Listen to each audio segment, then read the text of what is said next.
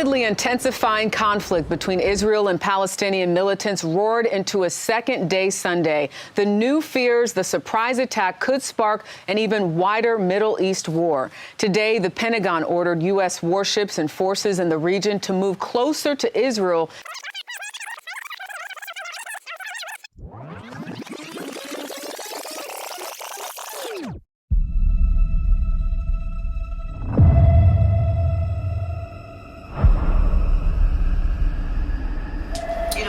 Let's have what Gaza could be. Let me just stop. Let's look at other feed.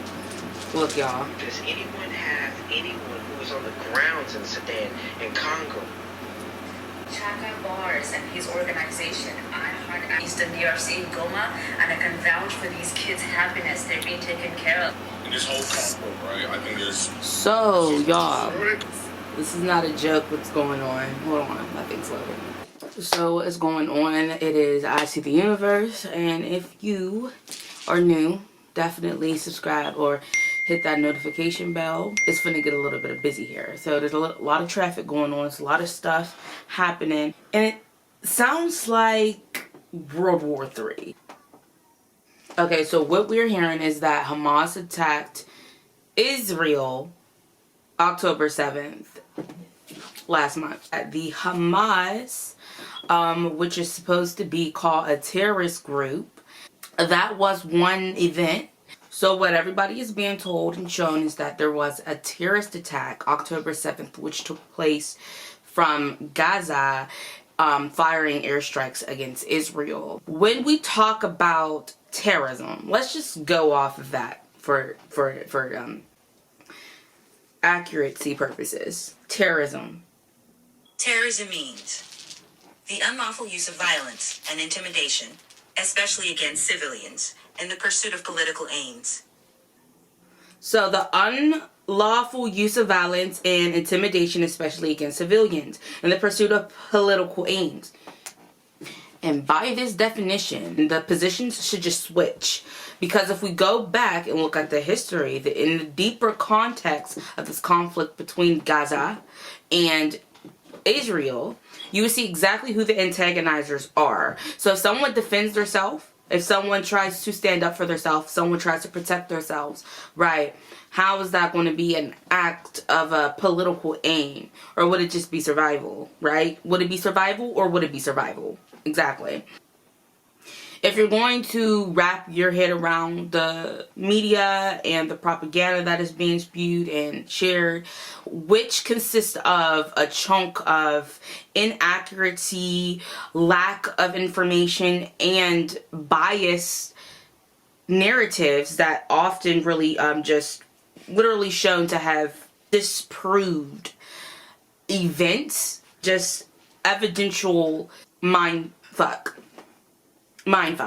Let's keep it a being. So why would they lie? Why is this happening? Why did Hamas strike Israel? So before we get into the prolonged instigation of World War III, here's some fun facts that you should know. The winner of a war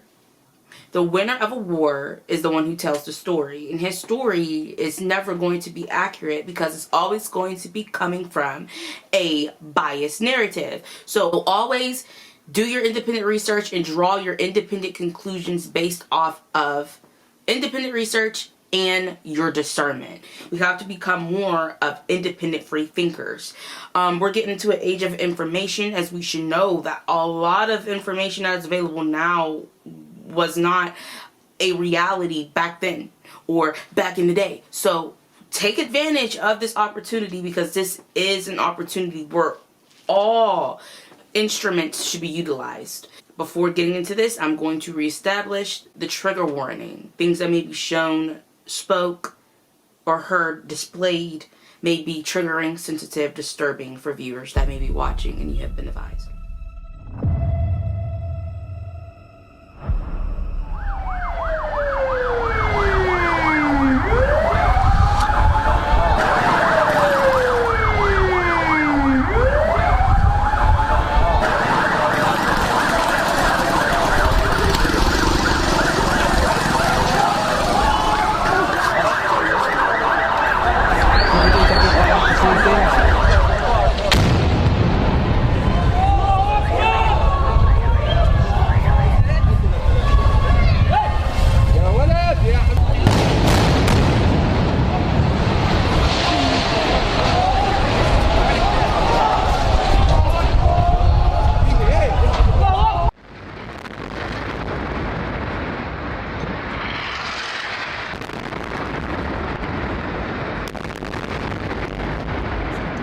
anything about that? What can you report at this stage?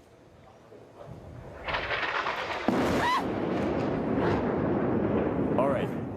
Yumna, please take cover.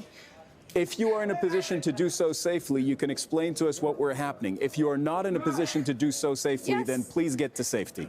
This is a missile attack on Palestine Tower, right in the middle of Gaza City. Orchestrated by a terrorist organization, Hamas. In this moment of tragedy, I want to say to them and to the world and to terrorists everywhere that the United States stands with Israel. We will not ever fail to have their back. We'll make sure that they have the help their citizens need. Yeah, well, in 2023, who would imagine that someone who survived the Holocaust in World War II would be killed by Islamic terrorists in Israel later in life? In 2023, could anybody imagine a group of people would come into Israel and slaughter families, rape children in front of the parents, burn babies alive, put a baby in the oven? Can you imagine that? I can't imagine that. Here's what I imagine. The destruction of Hamas is non-negotiable. I hate the loss of innocent lives. The day after Hamas is destroyed, I hope we have a better life for the Palestinian people. But I'm not blaming Israel. I'm blaming Hamas. I'm not blaming Israel at all. I know they're trying to limit civilian casualties, and I know Hamas is trying to increase civilian casualties. Is there a threshold for you, and do you think there should be one for the United States government, at which the U.S. would say, let's hold off for a second in terms of civilian casualties? Is there a point at which you would start to question? No, if somebody asked us after World War II, is there a limit what you would do to make sure that Japan and Germany don't conquer the world? Is there any limit what Israel should do to the people who are trying to slaughter the Jews? The answer is no. Former Palestinian Minister of Information, Mustafa, went on Fareed Zakaria's CNN show yesterday, and it is shocking because there is such a Palestinian voices on mainstream media could not be more lacking, and some things are changing. We'll show a graph that was in the New York Times today on the website that is a much better picture of what the conflict has really looked like, what the occupation, what the apartheid has looked like for decades than had been portrayed by those same news sources maybe 10 years ago. So there is some very faint silver lining in terms of, I guess, rhetoric here. Yvonne, this is over the state's no boycott of Israel law. It prohibits the state from contracting with or investing in companies that boycott Israel. It was actually the first bill of the 85th legislature Governor Greg Abbott signed into law. Abbott says Israel is one of Texas's largest trading partners. Today, CARE, or the Council on American Islamic Relations, will announce a major First Amendment legal challenge to the law. Questions. I'm glad to hear that you what have did you expect me to say? Hamas. Of course I condemn the death of innocents. Release the hostages, but also release the Palestinian hostages. 15,000 of them. Actually, sorry, my bad. There's 2 million of them in Gaza and another 3 million in the West Bank. If we want to talk about hostages, how dare you insinuate that I'm a terrorist? Because that's what you're trying to do. I'm not doing anything. What do you mean by do you condemn Israel? Do you condemn Hamas? You are talking, come on your own. That is so unfair. No, nothing is unfair. We're People just in my family are dying, and if you are...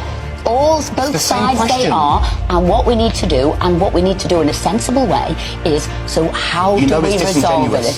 How do we resolve this matter? And when you have people like the ex-Hamas foreign secretary saying we want to annihilate Israel and we want to bring more October the 7th attacks, I think that's how terrible. do we therefore get to peace and a solution? With all due respect, I know it's your show, but I'm not going to let you just gloss over what you just tried to do. I'm not glossing over anything. May I speak without being interrupted, please? Yes, and you have for a while. So what you've just done is start off just like every other racist media publication. This is supposed to be an accredited media source. You're interrupting me again. Can I speak? Please, May I speak? Jube, carry May I speak? On. Yes, you can. Okay. This is supposed you are. This is supposed to be an accredited media source, right?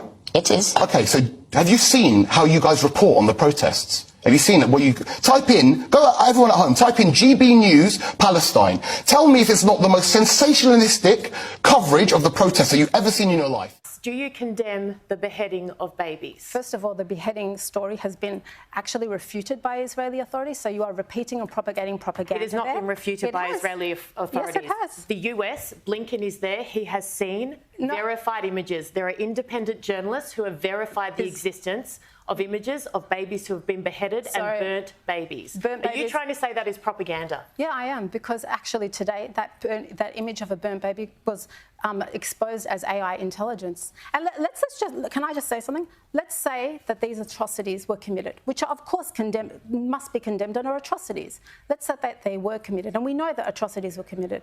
Why is it that only Jewish babies matter? Why is it that you're only taking an interest now? No. Why did the clock start on October 7th when babies have literally been murdered and massacred? You were on Q&A 2 years ago. The fight has been covered for years and years. No. I was on Q&A only because there were rockets fired into Israel. Come and bring me onto your show when Palestinians are being displaced from their homes, when they are being that is happening right now. When settlers are burning. Israel is retaliating. They are telling civilians to get out. They are not doing what Hamas did to them. Are you telling me that white phosphorus on Gaza at the moment is acceptable? It's a war crime. That displacement you want to of talk about war crimes? Even the way Do you want to talk about the rape of innocent women? What happened on Saturday, you must condemn. I've already condemned it. Why are you questioning my humanity here? Do you think I'm a monster that I would not condemn this? You have defended Hamas in the past. You have also sat in a panel with a Hamas terrorist. You have also retweeted a tweet that is calling for the destruction of Israel. Do you want Israel eradicated? I've looked at your past. I am asking you because you have said and done things in the past. Do you stand by them? What you're saying here is nonsense. How is that nonsense? Because you're trying to paint Palestinians and me, people who are just demanding basic dignity and freedom. You are ignoring. I have immense sympathy for innocent Palestinian civilians. I shed tears when I saw kids in hospital in Gaza that were the victim of this.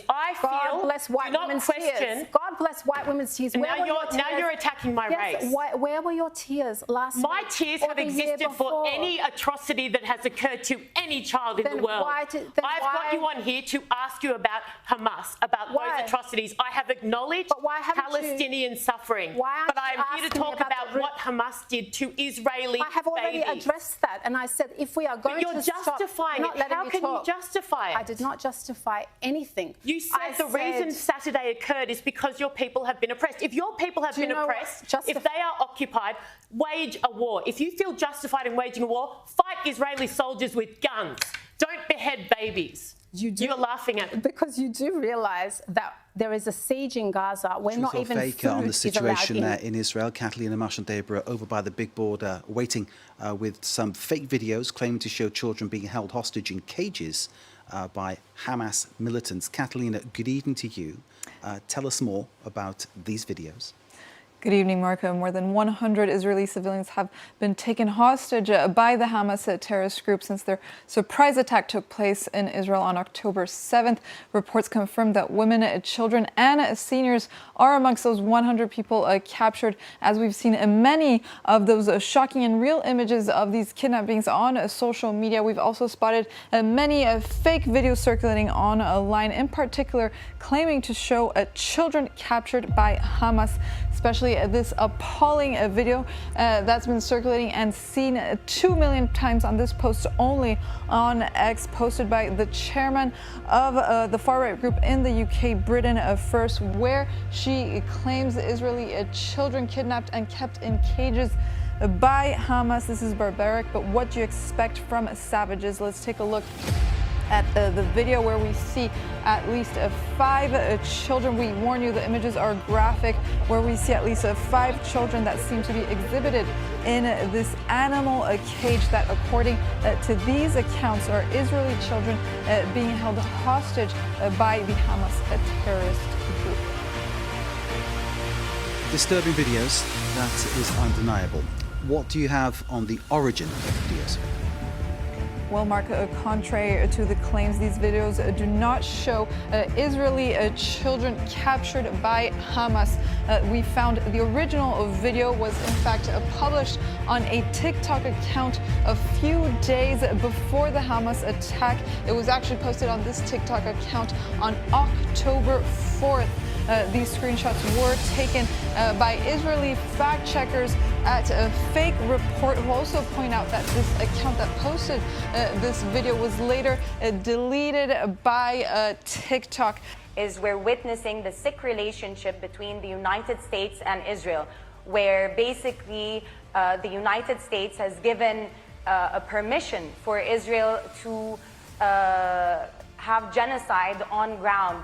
And what's happened is we're seeing no one can say no to Israel. The United Nations isn't able to say no to Israel without repercussions. Media figures aren't able to say no to Israel without repercussions. So what ends up happening is that you're basically raising a spoiled brat you're unable to say no to, that has now grown up to be a sociopath. And let me reiterate that the relationship between the United States and Israel is putting the world in jeopardy. So what we're witnessing now is a serious issue where both parties need to reassess their relationship. Many of the pro-Palestinian people I've had on have been very quick to condemn what Hamas did on October the 7th. Some have not. What's your position? It's a very fair question. But the thing is, maybe I have a privilege being so close to the border, having many Palestinian friends, knowing more history, that I understand that once you oppress a people, and again, I'm not justifying what happened. The killing of civilians on both parts ought to be condemned. But the danger in you starting an interview asking me to condemn Hamas, then pours into Israel's blind defense of its own state, which ends up killing over 5,000 Palestinians, over 700 dead. And going back to the report that you were discussing at the beginning with the CNN reporter, the issue with that is everything is always taken out of context. And this is the issue we have with Western media. Had the journalist been there on ground with the volunteers that night, as for example I was, she would have listened to the bombardment of Israeli bombs that start from 2:30 a.m. and do not stop. All of these policies and more greatly increased tension in the West Bank. Before October 7th, 179 Palestinians had been killed in 2023. 179 Palestinians on the West Bank. What happened on October the 7th was a disgusting terrorist attack, an abomination. And then they go on to talk about the plight of the Palestinian people and maybe the historical conflict and so on. And I have great respect for people that do that. I've got to say, I really struggle with anyone who just cannot have the humanity to start by saying what happened on October the 7th was appalling, an outrage. Do you feel it was? I think Palestinians are tired of that being the starting point constantly, when right now there are 6,000 Palestinians who have been killed in Gaza, over 2,500 of them children, 33 mosques leveled, hospitals leveled. So we're tired of that being the main goal of the conversation. It's not the main goal. Part of it. It's the starting point of this war. Yeah, but hang on. It's the starting point of this war. It's not the main goal of what I want the conversation to be. The starting point was when 750,000 Palestinians were ethnically cleansed, were expelled from their homelands during the Nakba, which my grandparents fled Palestine because of the Nakba, because of the massacres and the rapes that they heard. So to me, that's the starting point. That's my experience. Let's go with that for a minute. Let's start with the Nakba, because the only Nakba is the part that people forget to address. 1948, after the partition plan, the Jewish state called in the Arabs to live prosperously and peacefully in the land. But what happened the very next day, not even 24 hours later, is the alleged Nakba, where the Arab leagues declared war on the Jewish state, that we just agreed to have our two-state solution. And what did they tell their people? Leave the state. Let us get the land back. Let's ethnically cleanse the Jewish people. And once we defeat them in this war, you will come back to the land. So the only Nakba was a catastrophe that you guys, the Arab leagues, waged a war that you could not win. And that is why I'm I'm sorry, your grandparents had to leave their home. That's completely ahistorical. I don't represent the Arab League. I'm Palestinian, and I'm speaking on behalf of the Palestinians. But why do you find it hard to just start, given this war, this latest war that's erupted, began with a terror attack on October the 7th, why is it hard to not just say, that was terrible? I don't see you asking Regev if he condemned the slaughter of innocent civilians. You can't do it, can you? No, she can't, because she's the same woman who said every Zionist before they die should hear pop, pop before they die. So she probably agrees with the massacre, so why would she condemn them? I think the media is part of manufacturing consent. We're talking about you. I'm speaking here, and I'm not interested in speaking to genocide deniers. The media is manufacturing consent for genocide against the Palestinian people, just like they did with the lie of the weapons of mass destruction that was used to justify the murder of over 1 million Iraqis. And there's been many lies that have been repeated all over the news, including on your show, where CNN had to rescind, and even you said in subsequent interviews about the 40 beheaded babies. I haven't seen a single shred of evidence. Not seen a single shred of evidence. Tell me why you're here today. I am here today because of a multitude of things. First, the unfair occupation that's lasted for 70 plus years, and the fact that Gaza has been dubbed an open-air prison with Palestinians, no access to water, no access to be able to move in or out, not able to maneuver. We have family here, Palestinian family, who have their Palestinian families there. They're not even able, the ease of maneuvering. You go to holidays, it's easy for you. It's not that easy for them. Life is so difficult because I'm not going to generalize, but a lot of Western channels have been aiding in the dehumanization of Arabs. You say 100, when I say the word Muhammad, how does that make you feel? You immediately flinch because that's what's been happening. So now, when 1,000 plus Palestinian babies die, you don't feel the same. You don't feel the same as when I tell you one of your own has died. But these are our own. And they try and change the narrative because you own the narrative, see? This is our problem. You own the narrative. You own the United Nations. You own Hollywood. You own all these mouthpieces. Where are our voices? As I previously stated before, there's no excuse, especially if you're an adult, there's no excuse to be brainwashed. There's no excuse to not have information. There's no excuse to be ignorant, right? Because if you're someone that's just be like, I'm just not going to research, you are willingly being ignorant. You are willfully just not going to educate yourself, and you're going to continue to be brainwashed. You're going to continue to literally have a preconceived notion of inaccurate claim or position. If you're going to take a position, be educated. Don't take a position if you're not educated. So you willfully doing these things is making you ignorant, and this how can I say this, embarrassment to the gift that we as a species have to literally interpret and transmit information, or just bottom line, you being a being who has full potential of learning and understanding. Or the other fight is humanity.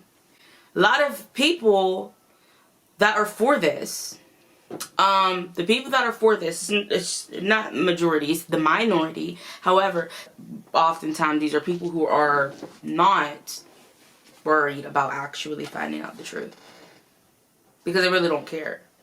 And then you have the 1% behind these actual things happening.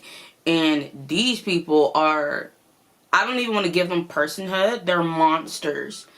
They have completely lost all type of humanity. There is a very clear divider on this situation. It is black and white. It's not gray.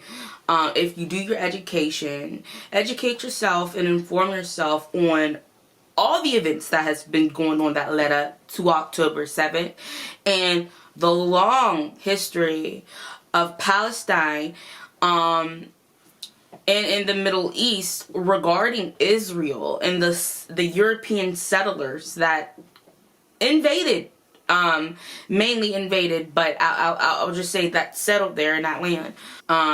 If you really want to learn, then educate yourself. Because you spewing stuff off of stuff you have no idea about is as good as banging your head in the wall. Because it makes no damn sense. So, we're going to get into some factual shit right now. Okay. Facts or Feelings Exhibit 1. Israel was established in 1948, directly May 14th of that year. What constitutes, first of all, because going around other like broadcasts and stuff, and even when this question is brought up, I see people that are saying 12 BCE and like all these other like where exactly are you getting the information from? A lot of these people that are Zionists have inaccuracy when it comes to their actual claims, and it's based upon scripture. So you have people that are actually going in their Bible for documents. The Bible is not a document book. That's what you call a book. Okay? You call a book a document. These specific documents are not in the Bible.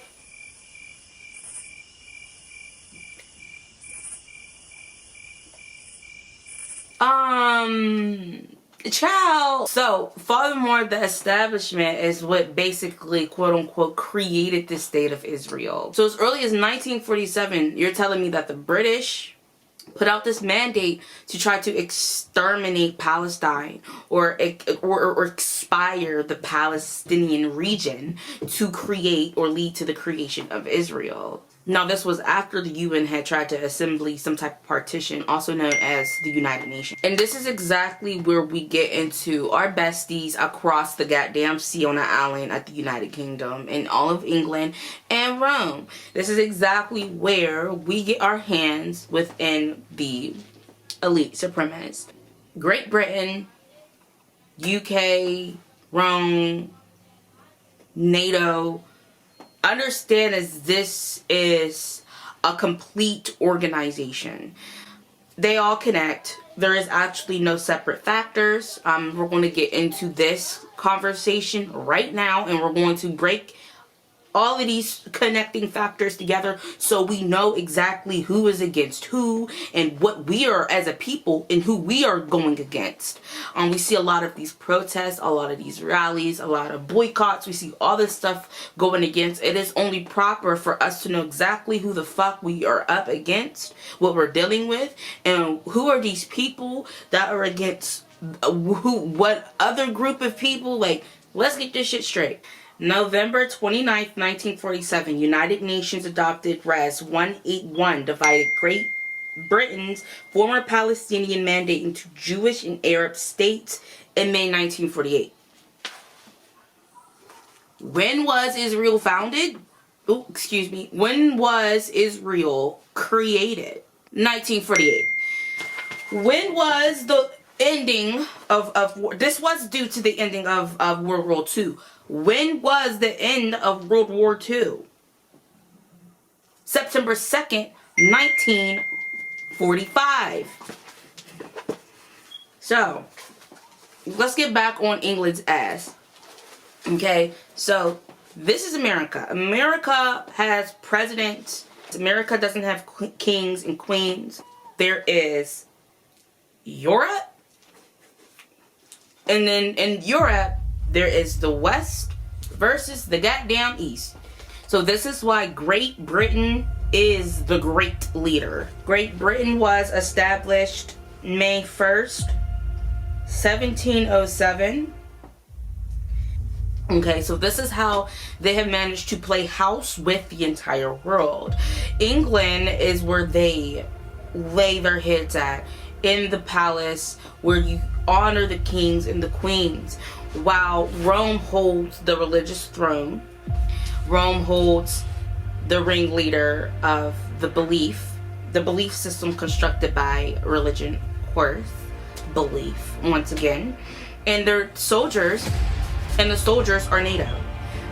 So NATO is why they stay. If you want to go against the United States, you have to understand how many armies that you're going to be going against.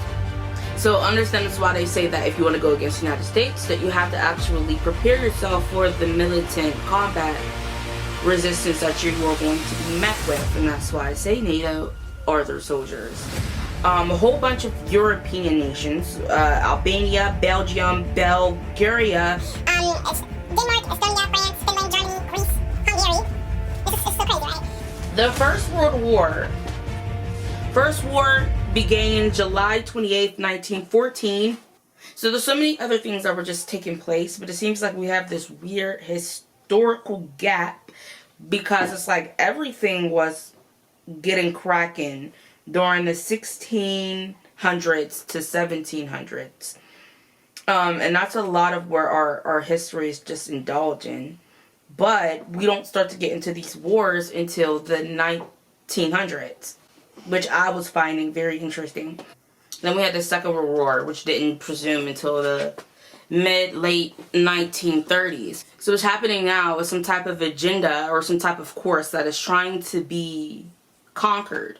But it seems like they keep failing, because if we specifically look where the last World War was really with the basis that this was taken off was the Holocaust. Now we're going to come into this sector here of Hitler on the throne of a German nation, which was in Germany, Europe, but also Germany is a part of NATO. Again, that's why I said interesting. When did Germany join NATO? The Federal Republic of Germany became a member of NATO on May 6, 1955. Germany did not become a part of NATO until 1955. This all sounds very weird. So what we know is that after the Second World War, Jews really didn't have nowhere to go, and they were often being rejected by other regions. But yeah, by this miracle, there was some type of arrangement that allowed them to get their own section in the middle of somebody else's land in the Middle East. Oh, how did you smooth that one over? But again, we're talking about a mandate put out by Great Britain. Of course miracles exist in that way. If you put it like that, of course miracles exist, right? Great Britain.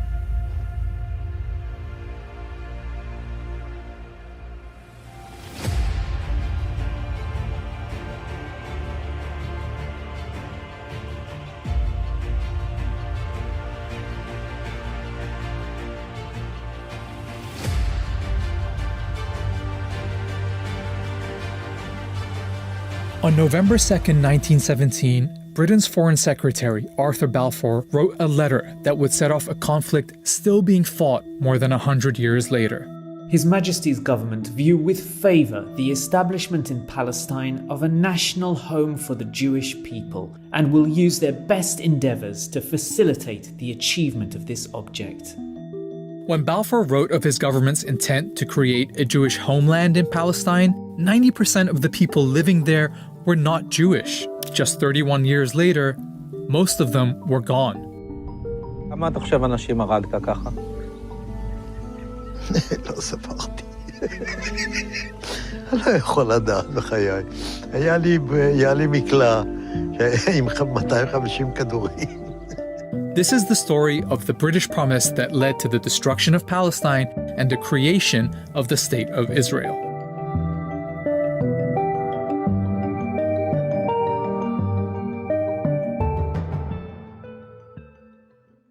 Let's start with the obvious question. Why were the British making promises about other people's countries? The short answer: empire is one hell of a drug. This was World War I, and the British were making lots of promises. In addition to promising a Jewish homeland in Palestine, they promised Arab leaders independence if they rose up against Britain's enemy, the Ottoman Empire. The Arabs did. Hollywood even made a movie about it. Arabia's for the Arabs now. That's what I've told them anyway. That's what they think. That's why they're fighting. Oh, surely. A month after Balfour's letter, British troops took Palestine, ending 400 years of Ottoman rule. The people who lived there were Arabs, mostly Muslims, but there were Christian and Jewish minorities too. There was also a tiny number of European Jews who in the late 1800s had started building small colonies there. At a time when many Jews were suffering horrific persecution in Europe, they felt Palestine could be an escape. The idea of building up a Jewish presence in Palestine became known as Zionism, but it stayed a fringe movement among European Jews. Many of them felt they shouldn't have to leave their countries to avoid persecution. But Zionism as a political movement took a big step forward with an Austrian man called Theodor Herzl. And this guy is a very important name in this story. In 1896, he published Der Judenstaat, or in English, The Jewish State. In it, he said the only way for Jews to avoid Europe's anti-Semitism was not just to leave, but to have their own country. And Herzl didn't just write. The next year, he organized a conference in Basel, Switzerland, the first Zionist Congress. The attendees agreed on a program which sought, among other things, to establish a Jewish homeland in Palestine and promote Jewish settlement in Palestine. From here on out, the Zionist movement became very active, setting up funds to promote Jewish immigration to Palestine, companies to buy land there, and recruiting representatives to advocate for their cause with different governments. A few days after the conference, Herzl wrote this in his diary. At Basel, I founded the Jewish state. In 5 years perhaps, and certainly in 50 years, everyone will perceive it. He was only off by 1 year. Okay, so that is a lot of history, but it's important because the Zionist movement is a critical part of the story going forward. Especially after it found a friend in the British government, where a lot of high-ranking officials supported Zionism, sometimes for unexpected reasons. Prime Minister Lloyd George, for example, was a Christian zealot who believed gathering the Jewish people in Palestine would bring Jesus Christ back to earth. Others, like Balfour, believed that getting the Jewish people out of Europe and into their own country would be a good thing. Herzl was pretty visionary when he wrote that the anti-Semitic nations will become our allies. Meanwhile, the Zionists assured Britain that their future country would be a reliable ally. So that's the backstory of how European anti-Semitism, Zionism, and British imperialism all led to the Balfour Declaration, this British promise to build a homeland for Jews in Palestine. Now we're going to look at how Britain did that. World War I had been a conflict between rival empires, and the winners set up the League of Nations to distribute the losing side's territories between them. They called it the Mandate System, putting territories once controlled by the Ottoman and German empires under the, quote, tutelage of advanced nations until they became independent. Britain was given the mandate over Palestine, but the Palestinian people were never asked what they wanted or what independence would look like to them. Listen to what Balfour wrote to one of his colleagues. For in Palestine we do not propose even to go through the form of consulting the wishes of the present inhabitants of the country. Instead, it was the Zionists who were consulted about what their vision for Palestine was, and so the mandate ended up incorporating not just the Balfour Declaration, but several clauses requiring Britain to ensure the establishment of a Jewish home in Palestine. British rule was very accommodating to the Zionist project. The Jewish community in Palestine grew with big waves of immigration. They had their own schools and factories and even their own militia, the Haganah, and they were led by the Polish-born David Ben-Gurion, the leader of their representative body, the Jewish Agency. To the Palestinians, it was clear that Britain wasn't delivering them independence. It was delivering their country to other people. In 1936, they went on strike. British forces tried to break the strike with arrests, torture, mass punishment, and executions. Leaders were exiled, weapons confiscated, and houses blown up. Palestinian fighters attacked British and Jewish targets, while British and Haganah forces would carry out joint raids on Palestinian villages. Something had to change. The British government sent a commission called the Peel Commission to figure it out, but their proposed solution was typical. Just draw another British line on the map, divide the country, give this part to the Jews and this part to the Palestinians, and make that part of Transjordan next door. Oh, and because the Palestinians were a majority in the country, 250,000 of them would have to be removed by force to make the Jewish state viable. The Commission is studying the 20-year-old Jewish settlements in British-mandated Palestine. The 1939 White Paper created a conflict between the British and the Zionists for the first time. because it rejected partition and said the solution was for Palestine to gain independence within 10 years, with everyone living there sharing it together. Crucially, it also imposed severe limits on Jewish land purchases and immigration. To the Zionists, this felt like a betrayal. In response, some set off bombs across the country, killing dozens of Palestinians. But soon, everyone was distracted by something much bigger. More than 60 million people were killed in World War II, including 6 million Jews murdered in Nazi death camps. Jewish survivors fled Europe, with a large number of them trying to find safety in Palestine despite the British limit on Jewish immigration. This set off a more direct confrontation between the Zionists and the British, with Palestinians often targeted as well. The Zionists knew two things. Militarily, they were stronger than the Palestinians, and Britain was exhausted by World War II, so it wouldn't have the stomach to keep fighting in Palestine.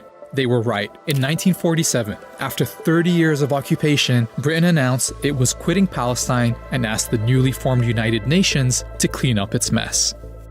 Alright, 1947 and 1948 are the most pivotal years in this story, so let's take a look at how things are lining up. During British rule, Jews had gone from 10% to 30% of the population, and owned about 6% of the land.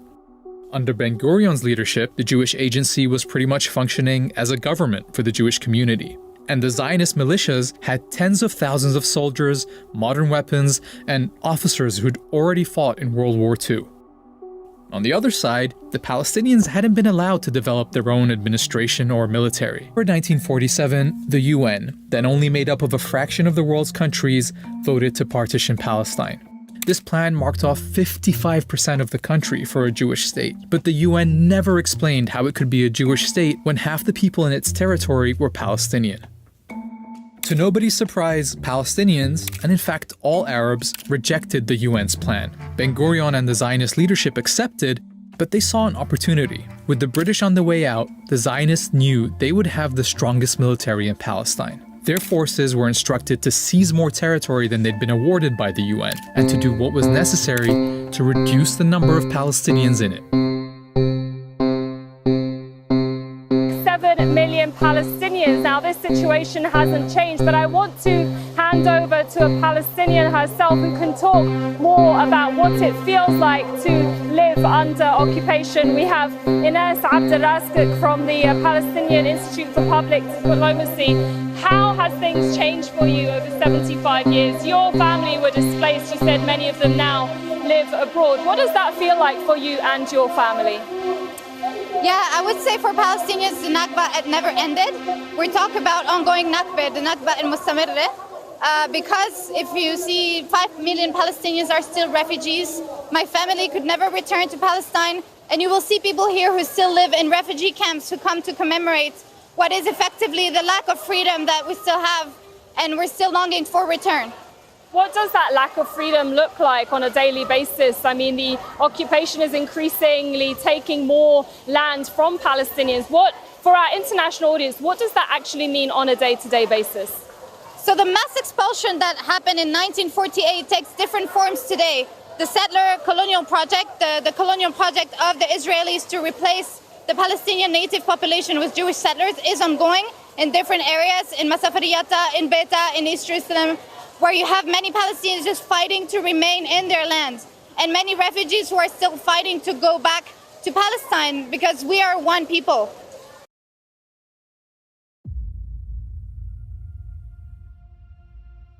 We've long been sold the narrative of a tit-for-tat skirmish of rockets, a real estate dispute, or even a centuries-old religious feud. There's so much more to the story of Palestine we all need to know.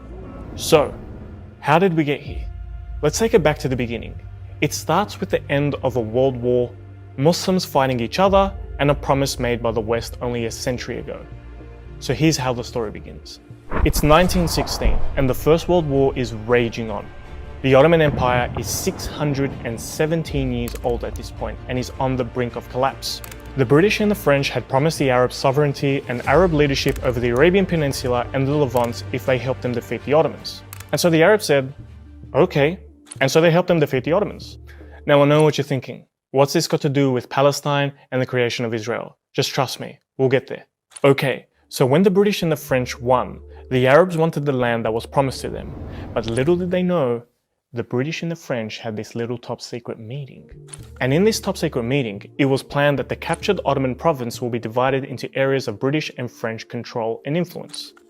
The British would receive Palestine, Jordan, and southern Iraq, while the French would control southeastern Turkey, northern Iraq, Syria, and Lebanon.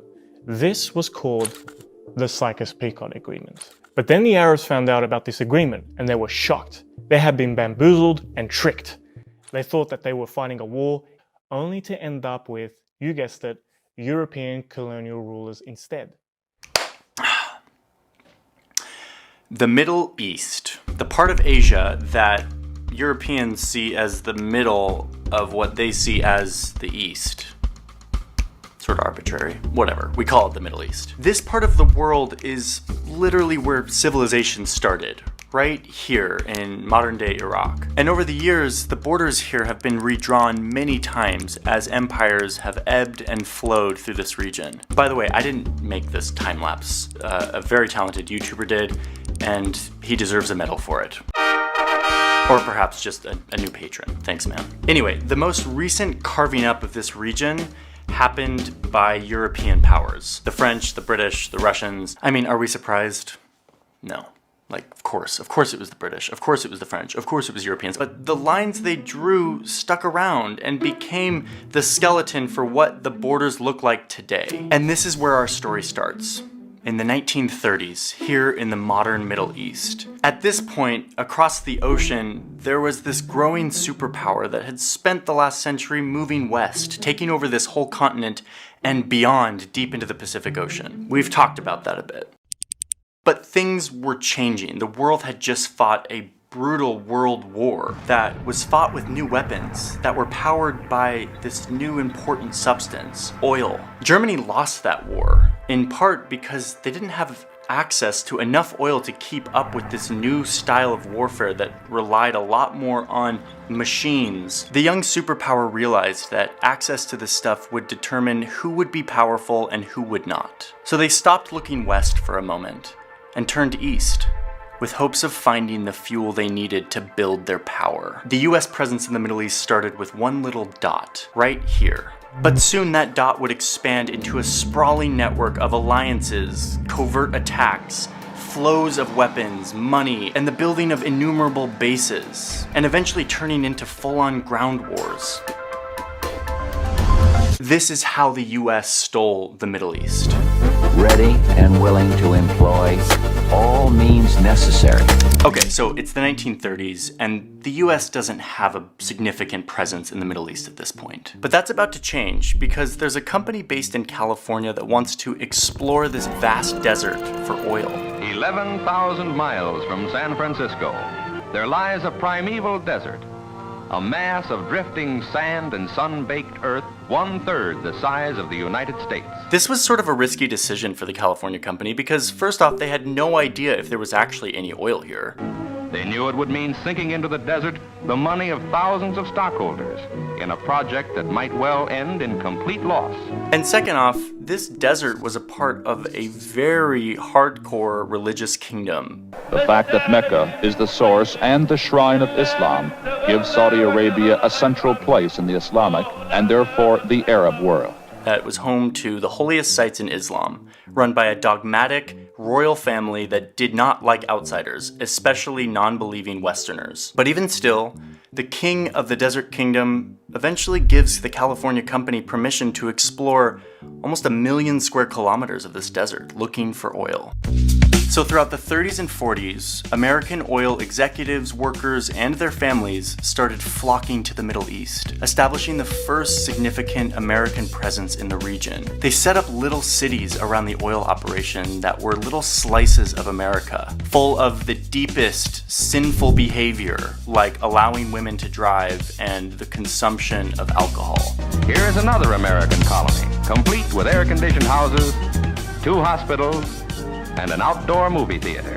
This is the sort of stuff that is very off limits in Saudi Arabia. It's literally illegal at this point. So you have a lot of Saudis who are not happy about their government letting the Americans in to behave however they want. But the oil kept flowing. And soon, the US government goes to the royal family and says, listen, the oil is flowing better than ever. This is awesome. How about we build a little military base attached to our little oil city so that we can, protect you and protect us and protect the oil and stuff. And the Saudis are like, okay, having the great Satan come to our country for oil is one thing, but letting them set up a full-on military base on our soil, and especially when everyone in our country is not happy with their presence in the first place. But, said the royal family, all of this oil is really valuable and it's really nice and we're getting super rich, so they're like, yeah, sure, set up the base. But there was one stipulation that the Saudis had for the Americans. You are not allowed to literally plant a flag, no flagpoles of the United States. You cannot put your flag anywhere on this base. Instead, you can put a little plaque on the side of the building so that your flag is not literally on our soil. And that was the deal. And that's exactly what happened. The US sets up its first military operation in the Middle East in the form of a landing strip that is right next to this oil field. And it's going really well, and the oil is flowing, everyone's getting rich. And meanwhile, the rest of the Middle East is looking at Saudi Arabia and they're like, dude, WTF, why are you in bed with America? And why are you letting them set up a landing strip in your country? And the Saudi royals are like, do you realize how rich we're getting right now? If you were in our position, you would do the same thing, Egypt. Okay, so it's the 1950s, and let's get back to Mohammed, the construction guy. His company, by this point, is thriving. The American presence in oil land is just exploding, and he is building all of the stuff for it. And so this guy has a giant business. Anyway, the point is, one of Mohammed's sons is named Osama.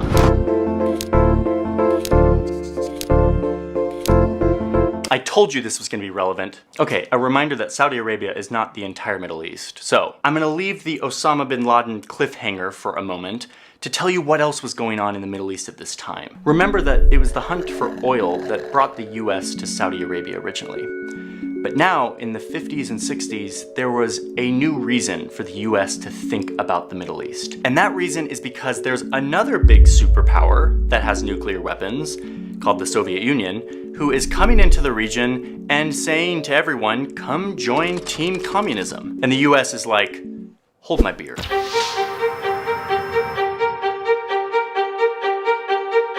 So in addition to oil, the US is now involved in trying to not let the Soviet Union have any power in this region. Over in Iran, there was a democratically elected leader that the US didn't like. They thought he was maybe a little too friendly with the Soviet Union. So they worked together with the British to literally overthrow the government of Iran so that they could install a dictatorial leader that was more friendly to the United States. Little side note here, the airport that I fly out of here in DC is named after the guy who gave the go-ahead for this coup in Iran, John Foster Dulles. So I'm reminded of the whole Iran thing every time I fly. So the US has its oil thing, it's now involved in trying to prop up a dictator in Iran. There's another big thing happening that brings the US into the region, which is that the newly declared state of Israel is starting to piss off its neighbors and starting to look to the US for support.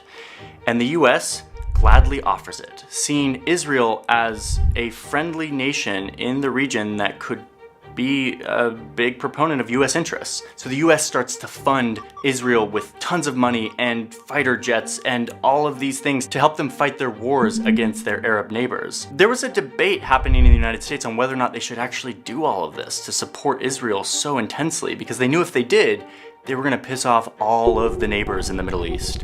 And all of the neighbors are the ones who had the oil. In the end, the US did decide to support Israel. And with that came a major backlash from all of these oil-producing countries in the neighborhood. It's a crisis of such proportion that we probably haven't even begun to grasp it yet as far as the country is concerned.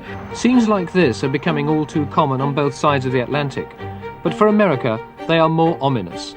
They tell the Arabs that their oil weapon is wounding America, the country that supports and supplies their enemy Israel. Osama is growing up and he's in his 20s and is looking around at all of this stuff happening in Iran and in Israel and is starting to feel really uncomfortable with the notion of his family being so supportive of American presence in the Middle East, and his government, this religious kingdom, home of Mecca and Medina, being so okay with the US so embedded in the Middle East at this point. These are ancient, holy lands. Why is my government and my family supporting this great Satan superpower coming in and becoming so involved in the Middle East? So bin Laden sets out on a lifelong quest to fight back against these superpowers, not just the US, but also the Soviet Union, invading the Middle East. He heads to Afghanistan, where the Soviet Union is invading Afghanistan, trying to take it over. Bin Laden wants to fight back.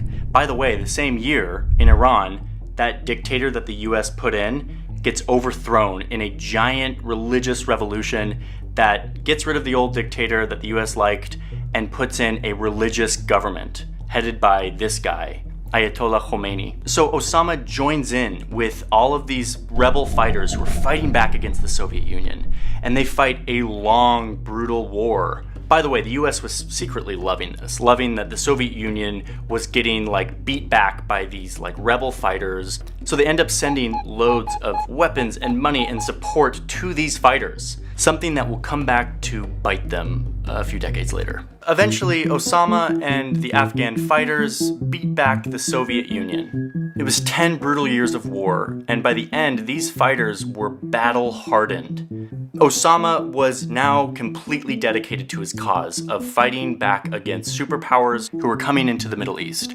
So he returns back to Saudi Arabia, where he starts raising money and awareness for his new group that he started while he was in Afghanistan. It's called Al-Qaeda. And the mission of the group is to protect Islam through violently striking back against big superpowers coming into the Middle East. And Saudi Arabia's like, Osama, do you have to do this, dude? Do you realize how rich we're getting?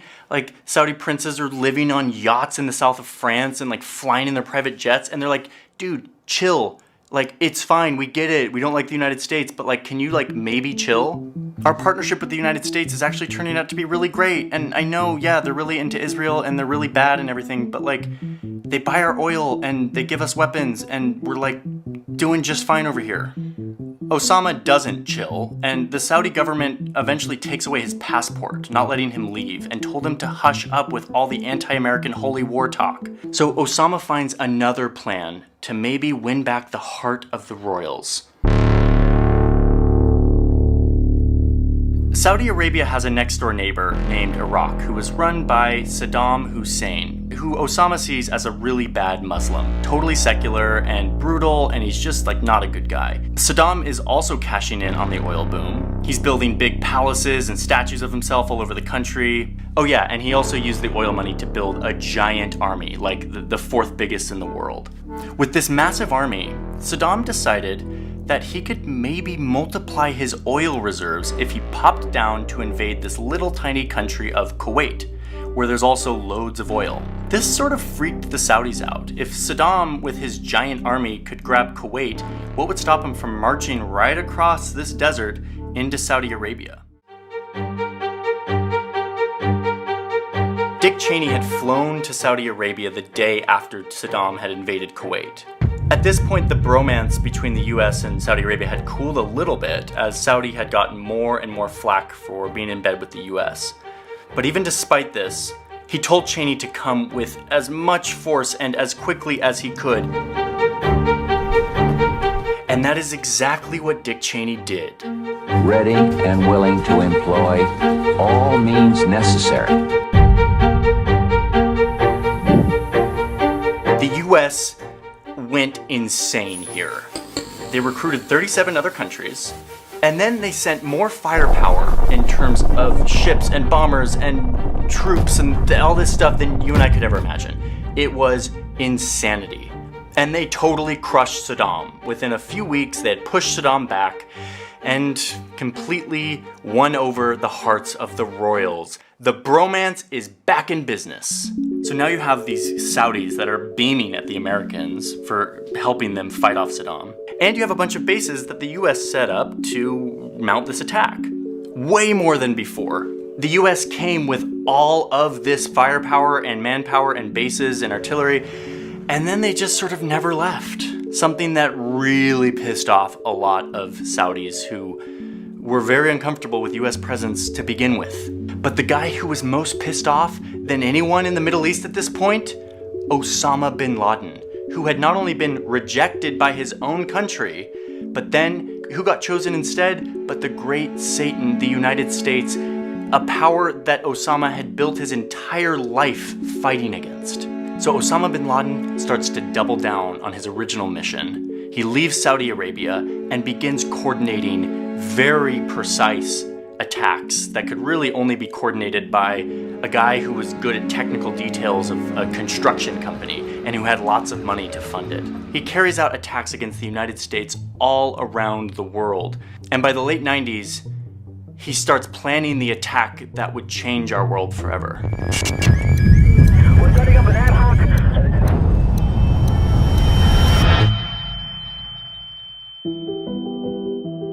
So this is just the first half of the story. What happens next is something that we're all kind of familiar with.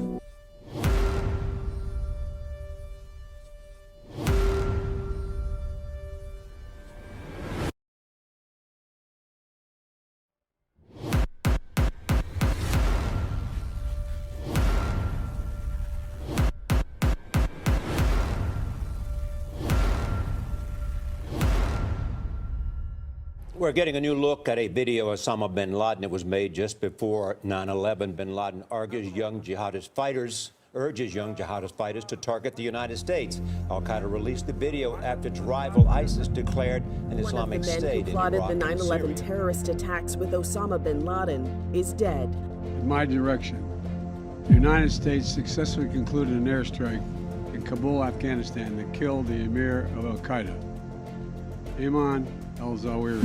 Al-Zawahiri was hiding in a home in downtown Kabul when President Biden said U.S. forces used a drone strike to end his life. Smoke could be seen rising from the home following the strike.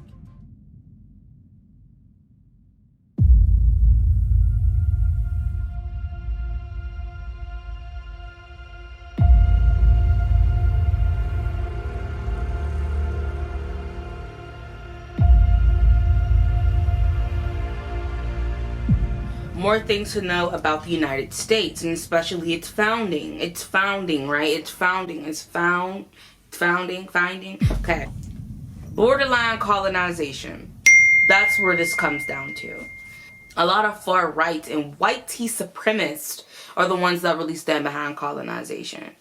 But people are not understanding what comes with colonization is murder, robbery, and more murder. This is what comes with colonizing. So if you're going to be for that, just know this is the position that you're taking. Also goes unrecognized is the fact that United States has a fucking holiday that is surrounding the celebration of Columbus, who was someone who literally came to Americas and slaughtered so many indigenous people. Is completely insane. And that's the holiday for you. We're celebrating the man that done these things. But why not? Let's move on to Washington Day. Let's move on to the first president, which was also a founder. Because this is how it works. George Washington was a founder of America. He is someone that would go around and he sought the lands which were currently being occupied by the Native Americans. We know this. Okay, so he was seen as some explorer. He deliberately had a hand within one of the Masonic temples and was a known Freemason. And this is not like thoughts. This is actually the case. You come, you sought the land, you come, and then you just make yourself the head of the land. This is the only way to really actually own land. You have to continue to kill and murder anyone that questions your position or your authority over the land and make it your territory. And you have to set up your territorial positions and claims that you have to this land, and this is how you stay on the throne. So if someone was to come at Rome and come at England and blow them up, and they're like, oh, I own the world now, or I'm on top, and this is my land. I guess no one's going to suppose you because they are dead, right? Or they're gone. They're no longer in position. This is how it really works. The way people want it to work, or the way people are saying, colonizing is murder and robbery.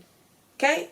It's black and white. It's really not that complicated. And if we go to the second president, John Adams, another founder. Third president, another founder. Fourth, the fifth. These were founders of America. They were the first ones to be in office. So if this just shows you this is how it works. Now getting back to America. America, again, has presidents. They don't have kings. We don't have queens here. No one's being addressed by no damn queen, because United States is considered a British crown colony. So we're not calling nobody no kings and queens here. You got presidents. Another fun fact. You should know that all the presidents of the United States are literally related and are direct descendants of King John of England, which literally falls directly towards the dynasties that are held up in Great Britain. We keep talking about new people coming in and changing things. We keep talking about new people coming in and changing things, but we don't understand that nothing will change if it's the same dynasty. If it's the same power dynamic, then everyone that is essentially coming onto the throne is still a part of this original dynasty, which still upholds the previous power dynamic, and it'll never change, except it will continue to cycle and cycle and cycle over and over again, especially if you just pass it down to the next of kin or the next one upcoming. And that's exactly what we've been seeing, which has been shown or displayed as some type of auction. Like you go to polls and you just vote for these people. The whole entire time, America doesn't know that they are all in fact related, and it all go back to England and the dynasty that is literally upholding the current power dynamic.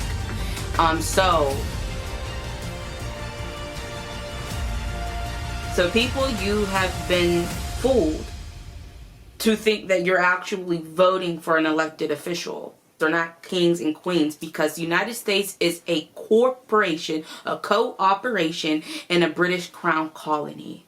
Rome is the capital of belief.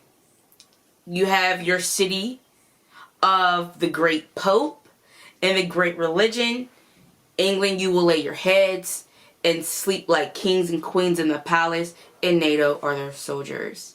The whole entire diaspora has been to conquer all through division. You have different, so everything is being shown like it's in different rooms or different classrooms or different these elusive walls that are put up and shown to us on papers and maps with lines and all this stuff drawn is just to confuse you from seeing them for who they really are. Introducing the power dynamics of the West versus the East, because what's happening here is a slave mastery war. Do not get it fucked up. Pick up what I'm putting down. Let's go back to the Middle East. 1948, when Israel had declared its independence after being gassed by the U.S. corporation. U.S. is the initiator and the instigator to literally causing and sparking up all this turmoil. They've created the Taliban. They've created so many conflicts. They have propagated a fucking discriminatory narrative or a preconceived concept of Arabs. Nobody asks us why that is. Like, why do they sit over here and propagate Asians to be some type of monster? They completely dog shit the hell out of China. It's just like, we have to pay attention to this. And if anyone is trying to convince you to dislike or like somebody, that's weird to even begin with, because as I said, we have moved into an age of where we are becoming independent thinkers to draw our own elaborate conclusions. And if you have fallen to be a convict of that, to be convinced that someone is this and someone is that, then it's just shame on you. It's shame on you for not using your brain. And shame on you for not having a functioning brain. Shame on you to continue to be ignorant and not educate yourself. How are you going to not like someone off if nothing you don't know? Make it make sense, right? So let's please educate ourselves. Let's be completely informative here on the situation. Facts after facts after facts. So why is it that the propaganda just wants us to hate the East? Adopting the Middle East, or adopting or diving into the Middle East, knowing that October 7th was not a beginning of any sort of conflict that they have claimed. It's so crazy that less than a month from October 7th, there was all these Palestinians being literally killed by the IDF. This has been reported on numerous accounts. Reports from the UN, the United Nations themselves. If we go all the way back, let's skip down a few years from that. But if we even go into the accounts on October 7th, or if we go to the accounts of the later retaliations that Hamas has done towards Israel, we also have reports of the IDF unaliving their own citizens and killing their own citizens. So where's that coming from? This is a genocide. It's black and white. It ain't no gray. It's black and white. It's that simple. That these people have literally been terrorized. They have been deprived of natural resources, seen less than humans, seen as others, seen as aliens, and they have been oppressed as such. And for the ones that are specifically of the black community, stating that if you're black, you should be leaving these people alone, and bringing up previous expressions of white tea supremacy and anti-black narratives conceived by the Palestinians, let me tell you this. If we are talking about white tea supremacy and we're talking about the effects of post-colonialism, then that's what we will expect, and that's what we see throughout the entire world. If my support depended on that, I would not only not support the black community alone, I wouldn't be fighting for Africa and the ones that are still literal slaves.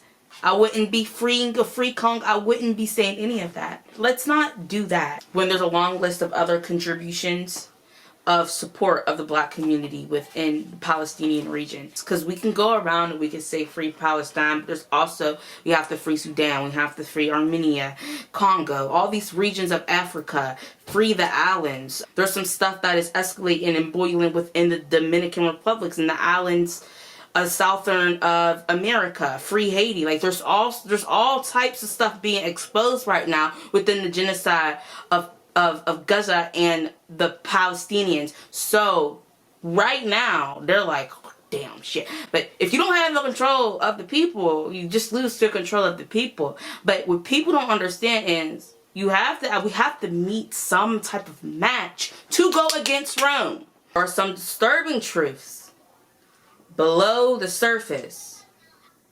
And if we can't meet these, like I said, we are no match for Rome. We can't just talk about physicality. We have to start talking about spirituality, mentally and non-physics. We have eyes and we have ears and we are using our senses. What senses are the pro-Israels using while screaming the Hamas needs to be destroyed? That's what I have to tell you. No, they don't. Why should they lose all the people that are protecting them? That makes no sense. They get called a terrorist group, but the IDF is just a military group. It's okay for them to do what they're doing. Genocide while claiming to be the original people of God? Because if this is what y'all claim in the name of your God, then I will claim your God. I will just claim your God to literally be Hitler and the entity of the demiurge. Doesn't make any sense. Remember, they didn't even establish the state of Palestine, and that's why, or their reasoning of why they're saying that Palestine was not a land before or predate in the state of Israel. Because they didn't see it as one. They didn't recognize the Holy Land of Palestine. They, Britain, because they didn't recognize it wasn't an actual state or a country or land that belonged to the Palestinians. This is the logic. This is the logic. This is the logic. And then I'm going to kill every single body and it's going to be absolutely okay. It's fine. It's fine. It's fine. It's fine. It's fine. It's fine. And this is what I have to say to those people. So if your whole family was literally murdered, it's fine. It's fine. It's fine. It's fine. It's fine. And you tried to stop this freaking, let's say someone coming to your house. Someone invades your house and then they start killing off all your family members and then you try to defend your family member. Can I now call you a terrorist? Because if that's the way we're using it, then that's not what terrorist means. We're not going to, because we can play word soup and we can switch words and make it this and make it that, but I can do it right along with you. If we want to go against international law, because now there's people who was like, I don't believe in international law, then there is no such thing as terrorism. It's called self-reflection. It's called the reflection game. A lot of people can't stand it. People in the debating community couldn't stand it. People that was literally trying to combat with these positions, they glitch. He needs some milk. They just glitch. They have nothing to say. They have no requisition when it comes to the events that are shown time after time predating October 7th. And if you ask me or anybody else, it seems as if Palestine is winning the social media war. Why? It's because we see what's really going on.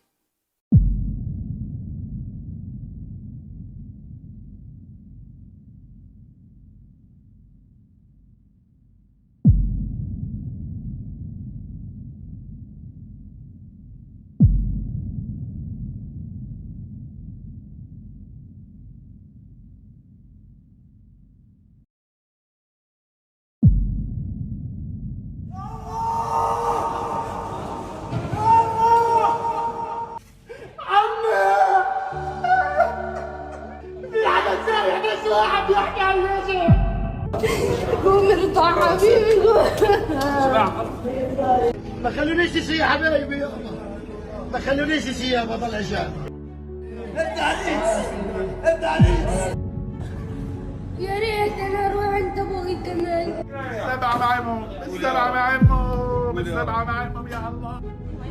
حط قلبك على قلبي يابا حسبيك يابا يابا يابا.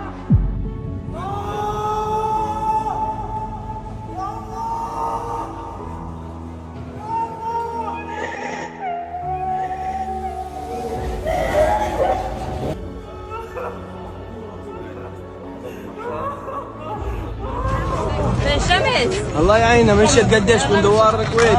المعاناة تعبان يا بارك يا حبيبي. Only. I was a commissioned captain in the Army. If I had been handed a mission and my response was that it was not a possibility, I cannot imagine that that would have been accepted. Mr. President, you are the commander-in-chief of one of the most powerful militaries on the face of this planet, in the history of the world. How can you be so powerful and so weak as to say that you are incapable of negotiating peace? We don't know if we're gonna still be alive when there's sunlight again.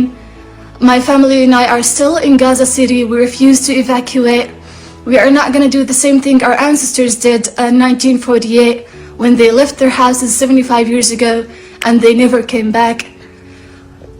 In case this is my last video and my last message to the world, I would like to say that I do not forgive anyone who could have stopped this bloodbath.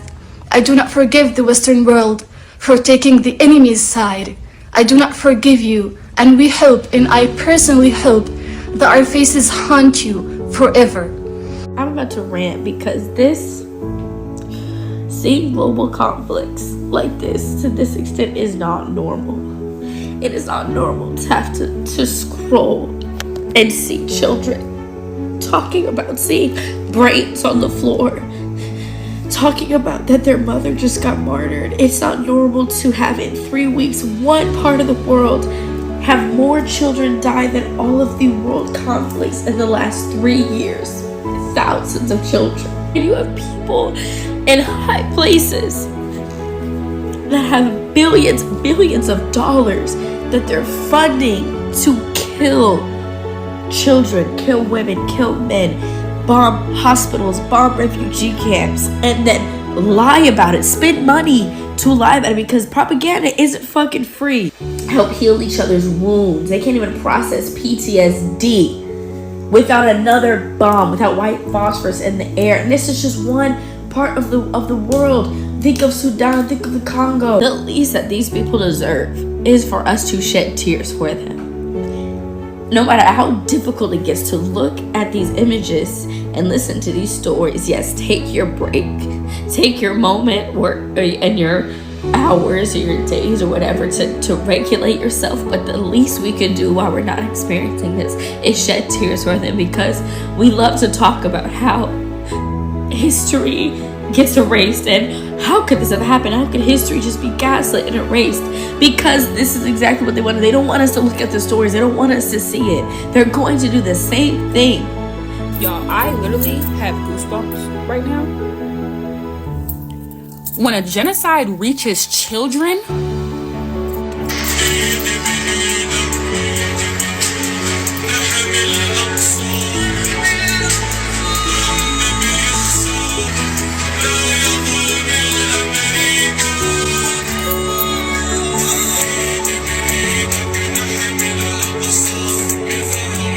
I'm not saying that Roblox is only a child's game, but mainly kids play that.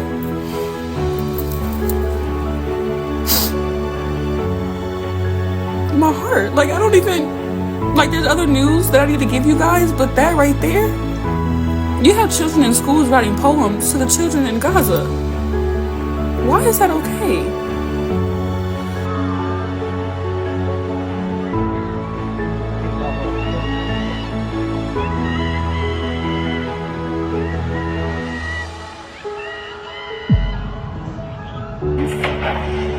That's the second bomb that's already been dropped. That's less than 15 seconds. And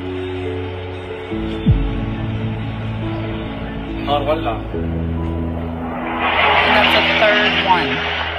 These are the other photos that have been coming out of the things that are happening in Gaza right now. I know I just posted about it. I'm going to keep posting about it. Why is Israel so special that they get to carry out whatever they want to carry out, and we, who fund what they're doing, need to just shut up and provide the money and the weapons and not say a word? Why? I want to know why. Given these bombings are being done using our tax dollars, perhaps we should ask some questions. For example, how does bombing a densely populated land strip filled 50% with children constitute self-defense? How does bombing hospitals, churches, mosques, and UN schools constitute self-defense? Well, you say if Hamas fighters are hiding in the hospital using the civilians as human shields, okay, let's say they are. Are you arguing that flattening the hospital and killing newborns in their incubators and their moms in the NICU, cancer patients, someone with a broken leg, the doctors, nurses, and just the women and kids hiding in the hospital, that's not a war crime? He's saying we're not doing enough. It's not enough. There's no sense of urgency. On an argument in the comments about boycotting and protesting and what date we should start fucking, practicing war tax resistance. And people just like, oh, let's wait till January. Yeah, but they may not make it till January. And asked him if there's a possibility for a ceasefire. And this man said, nope, that having a ceasefire right now is inappropriate and there's no possibility for a ceasefire. This is the United States president, ladies and gentlemen. What are the possibilities of you guys voting for this man next year for a re-election? I hope it's no possibility. The Israeli government and the media is showing everyone that what they're doing to the Palestinian people in Gaza, they can just as easily do to you. They are showing us that it doesn't matter what the truth is. It matters what they say the truth is. We've talked a lot about the information landscape, which is a really important part of this war and all wars. Put this up on the screen. This was interesting for a variety of reasons. Okay, so this guy, Jeff Morris Jr., who I'd never heard of before, but he's apparently a tech executive. He started taking a look at the data on TikTok to see what was going on. Because he's observing oh, young people have a very different view of this conflict than older generations. So they get their information, largely on TikTok. What's going on here? So he says, I looked at the data, saw that Israel is losing the TikTok war by a long shot. As an example, the top hashtag is 3 billion views for Palestine versus 200 million views for Israel.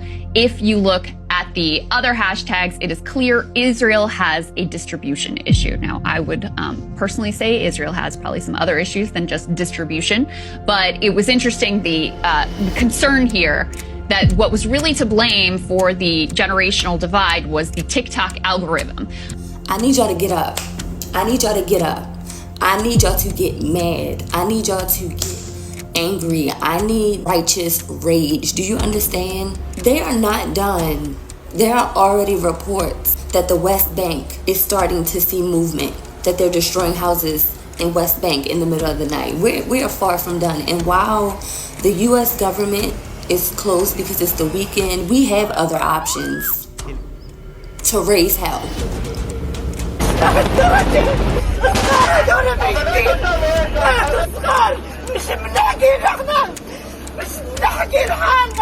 يشوفونا يطلعوا لنا يا اخي احنا دمنا زي الدم التانيين حرام عليهم. We have other options to raise حرام عليهم يا الله.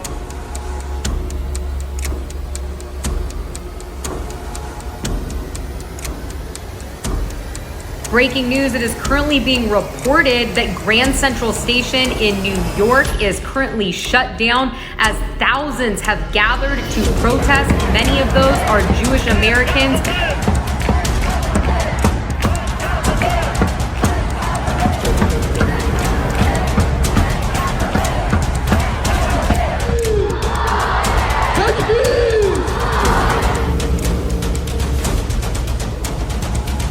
And offered his strongest rebuke yet of Israel's attacks.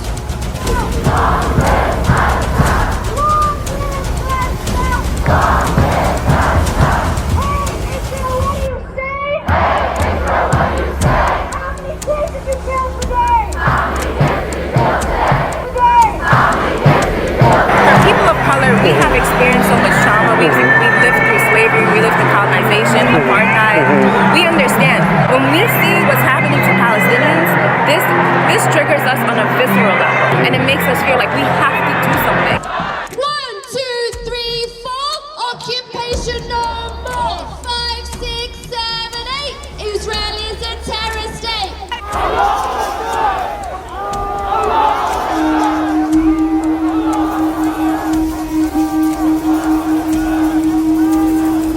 I don't think it's a complicated situation at all. I think it's black and white, and you have a choice to see it or not, and I hope you see it. And the people who have families who are going through this and people who are there, I want all my followers and my peers to stand on the right side of history. I want them to make a decision that is larger than them. I want them to make an unselfish one. I want them to make an obvious one, and I just hope that they choose to do the right thing. I'm gonna keep reiterating that it's not that complicated of a decision to make. Just do the right thing. Populated areas. Stop supporting the genocide and ethnic cleansing of the people of Gaza. Cease fire now. Save the children of Gaza. Save the children of Gaza. Cease fire now.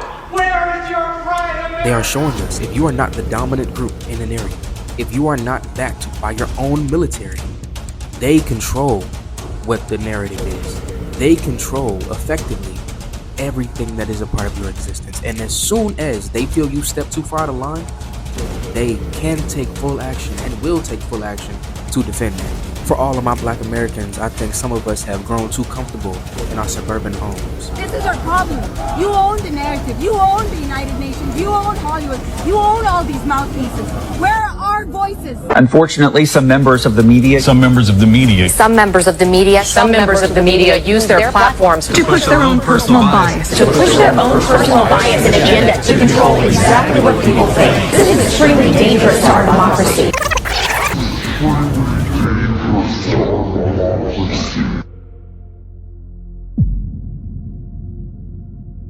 I want to show you a room where we found all the gear, the operational gear of Hamas. Hamas is using hospitals, like we showed the evidence in Shifa Hospital. In other hospitals, we are now seeing it in live in Rantisi Hospital. An operation still conducting right now. Look at what Hamas is holding inside the hospital. I want you to understand, this kind of gear is a gear for a major fight. These are explosives. These are vests with explosives. Yeah, it's a body vest. Laptop, and it opened up. The picture of the IDF soldier popped up, which is the IDF soldier that they quote unquote freed because she was a hostage. Yet after they freed her, her nails were well done, and she had posted something on social media a week before. So, I mean, unless H has amazing internet underground and they have nail salons, I mean, I don't know if that girl was even a hostage. But anyways, and they quote unquote freed her, but they couldn't free the other 500 that they have. Y'all, the new IDF propaganda just dropped. Before I get into it though, the document that they're showing is in Arabic. Now, they know that this can be fact-checked, yet they're sharing it anyway. Now, the reason that they're still showing this is because for decades they have been counting on the bigotry, the racism against Arabs, the inherent Western belief that people who are brown are just prone to violence, are just born with hatred in their hearts, that historically tactics like this have worked. Keyword there is historically, not no more. So let's get into it. Found in the basement of the Children's Hospital in Gaza, a schedule showing the name of Hamas terrorists who guarded the hostages. Every name on this list is a dead man walking, when you actually zoom in on the list. If you can read Arabic. There is a list. This list, in Arabic, this list says we are in an operation. The operation against Israel started in the 7th of October. This is a Guardian list where every terrorist writes his name and every terrorist has his own shift guarding the people that were here. So if you can't read Arabic, Sunday, Monday, Tuesday, Wednesday, Thursday, Friday, Saturday are apparently all now names of Hamas killed militants. 23 journalists, and that still didn't silence Palestinians in Gaza. They killed family members of journalists, and that still didn't silence them. They threatened Palestinians who have large platforms who are showing what's happening in Gaza, and that still didn't silence them. So they took it a step further, and now, just right now, they decided to cut off the internet completely, so Palestinians have no voice on the ground. Not only that, but it's being reported that Israeli warplanes launched the most violent series of airstrikes across the enclave. They are currently dropping bombs nonstop, and this isn't just in the north, this is also in the south. Palestinians have literally nowhere to go, nowhere to hide, nowhere that's safe, and it's not going to stop. To what end can they continue to punish and kill Palestinians, all while maintaining the fact that they are trying to get the hostages? They are on day 21. How much longer can this go on for? I am so incredibly scared for the journalists that we have all come to know and love, who have been on the ground since day one, just trying to show the world what's really happening and what the truth is. Because the Jerusalem Post has decided to label them as a part of Hamas, as they're calling them the Hamas propaganda spreaders, their team. So I found out that Fox News made fun of me again, so let's go through the whole thing because it's very funny. Someone named Little Yeg with 200,000 followers is among... Why did she say Little Yeg like that? Like she's literally repulsed. ...the throngs pressuring the White House to back off its support of Israel. A lot of people are saying they're not going to vote for Joe Biden because he supports genocide. I know some of those people. But why would I undoubtedly give my vote to someone who's supporting genocide? Which influencers are getting paid to post this? which are organically operating. Well, we don't know, but what we do know is that TikTok is China's way of influencing the debate here in the United States. All right, Laura, you caught me. I'm working for China. They gave me $45 million and my own Chinese boyfriend. By now you probably heard that the entrance of a Shifa hospital was bombed several times, and there were 6 ambulances getting ready to take injured Palestinians into Egypt. I don't even have words anymore. Sen also posted crying, saying that she was literally standing by the entrance 2 minutes prior to it being bombed. What's really alarming is the Jerusalem Post came out with this article yesterday saying that all of these creators that we follow on Instagram work for Hamas. People like Plestia, as well as Bissen, and several other, and they say a source in the know told the Post that a high percentage of these so-called journalists have been discovered to be working for Hamas and giving amenities to do their jobs, such as a car and a driver, internet and shelter in Al-Shifa. It kind of feels like they're telling them, this is your warning, we're coming for you, and that terrifies me. Good morning, everyone. This is Bisan from Gaza.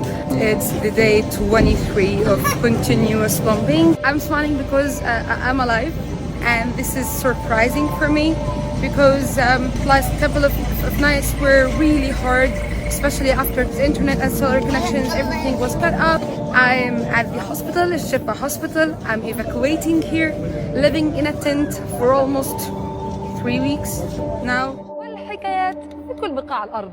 معكم حكواتي زياراته لأنه أنت رح تروح على ناس إلك زمان.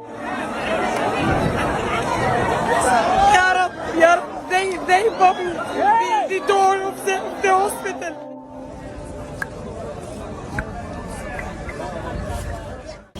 I'll show you now how people are living inside the shelter.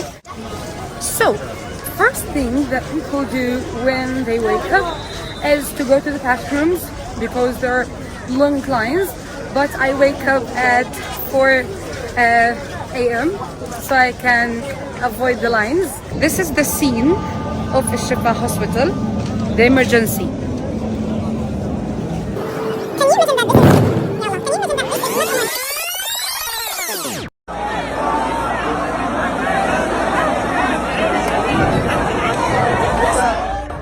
They bombed the door of the hospital. They bombed. I've been there before 2 minutes. It could be me.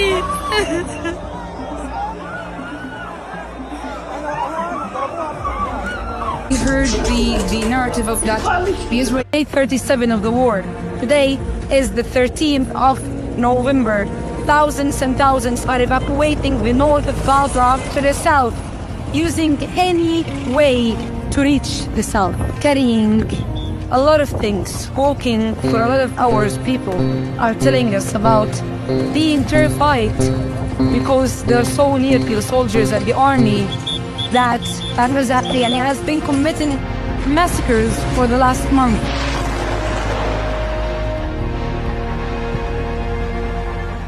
I'm not paying the medical bills either, because our money goes to war while they got free healthcare and education. Stop calling my phone. It's not getting paid. Charged me $5,000 for some pain medication and an ultrasound at 19 years old.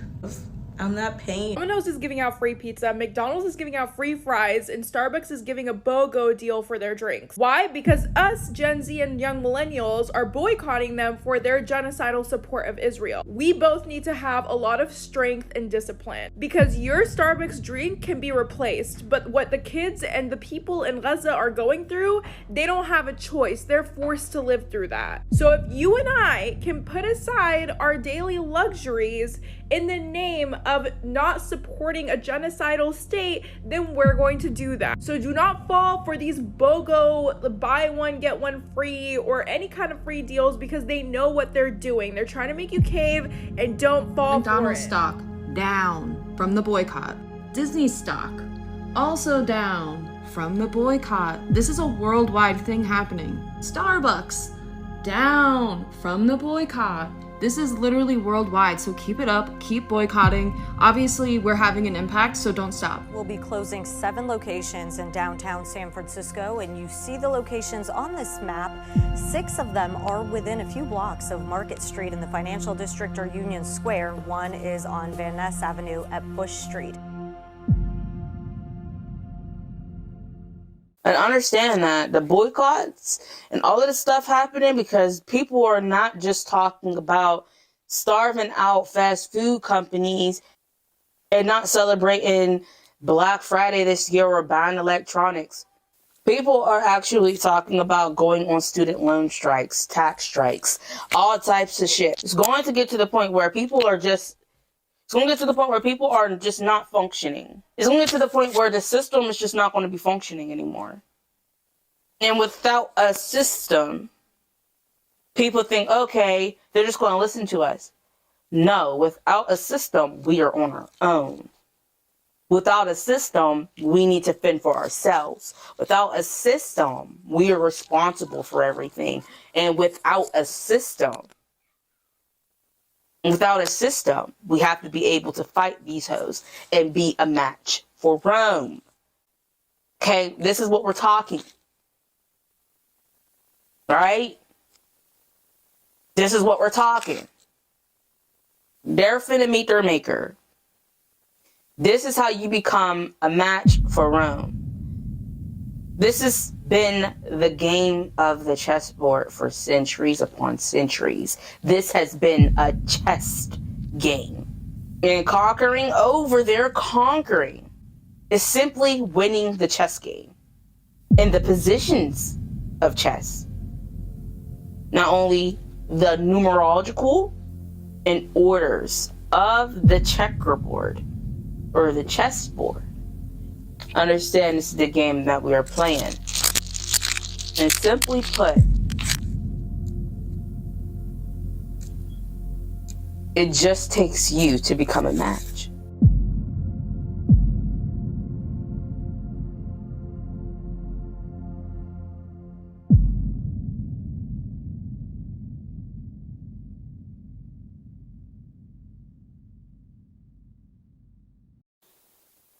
So within all the madness that is going on right now, the most important question that is while this conflict continues to escalate, where does the world stand?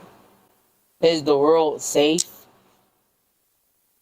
Absolutely the fuck not. Because I'm gonna tell you this, and we're gonna get into context on how many conflicts are really going on right now, and it's just on the public side. This is going to be on the public side of how many conflicts publicly alone are going on right now. We're going to touch fire on the literal leaking gas in the Middle East right now because it is some gas. So for the Israelis and people that live in Israel, I just want to know, like, why are y'all not going against your nation? And why are y'all so scared to go against your nation, go against your leaders, go against your militants? Why are y'all not doing that? Because doing that will save your life. Not doing it is actively contributing to your danger and the world's danger and the danger of the world, because everybody around Israel don't like Israel. Why is that? Why is it that all their neighbors don't like them? And I see some pro-Israel's Israelis going around saying, well, I don't know nobody like the Palestinians, and nope, they're not letting you in, and this, that, and the fourth. Let me make this clear. When stuff started to get cracking in the beginning of the Israel and Hamas conflict that we seen dispose of the media after October the 7th. Specifically, Egypt couldn't just take in the Palestinians without being seen as refugees and losing their alliances. However, people around Israel don't like Israel. And here's why. From the beginning of these settlers and these European colonizers coming to the Middle East, what you still have naturally in the Middle East, aside from the colonization and creation of Israel on top of the native land and the native people there. So we're already imagining the expansion of Israel on these people's lands in the holy land of Palestine. For the other land that is not colonized and the other land that is still there and the other indigenous people that are still there, and friends like Iran and Yemen and all these other territories and other regional locations in the Middle East actually witness this. they've been seeing it the entire time. They know who these people are, and they do not fuck with them. Because I'm gonna tell you this: you are in danger, and what I'm looking at right now, it does not look good for you. It don't. But we're gonna get to the fact checks and all of that. Don't worry. It doesn't look good for you Israelis. If y'all care about y'all's lives, you care about your safety, you need to go against your government. You got to go against these people and educate yourself and reset and reboot your settings so you can snap out of the brain fuck that you've literally been wrapped around, and educate yourself. We now know that it is illegal for them to get a DNA test in Israel. That they going against that is going against the people, and you'll be punished for it. Ask yourself why, because you'll find out you're European. So, like I said, these people and these neighbors that are around Israel have witnessed this. They have seen what these European colonizers have done, in the whole entire time. It's been them fighting off the colonizers while we see so many conflicts arise, and we see the Taliban, and all of this is because the whole thing is initiated by Great Britain, and the U.S. corporation. And that is why there's so much beef right now. And so while we've been observing the Hamas and Israeli conflict, Yemen has launched missiles. Yemen was someone else that does not like Israel and stands with Hamas firmly, and had stood with the Palestinians in this fight. Now we know that Israel has this defense system, so I'm gonna say sadly, even though we don't want the violence. Sadly, but true. So Yemen has made it very clear about where they stand during this war, engage in missiles, but which were later intercepted. I know, we know. And why is this putting attention and rise on the escalation of World War III? Cause, child, it's like the whole Middle East is trying to fight these European colonizers. Also, Yemen has a friendly hand with Iran and Iranian militants as well. So Iran has been getting involved as well. As we've seen, Iranian-backed militants, including the Lebanese Hezbollah, conducted up to 9 attacks.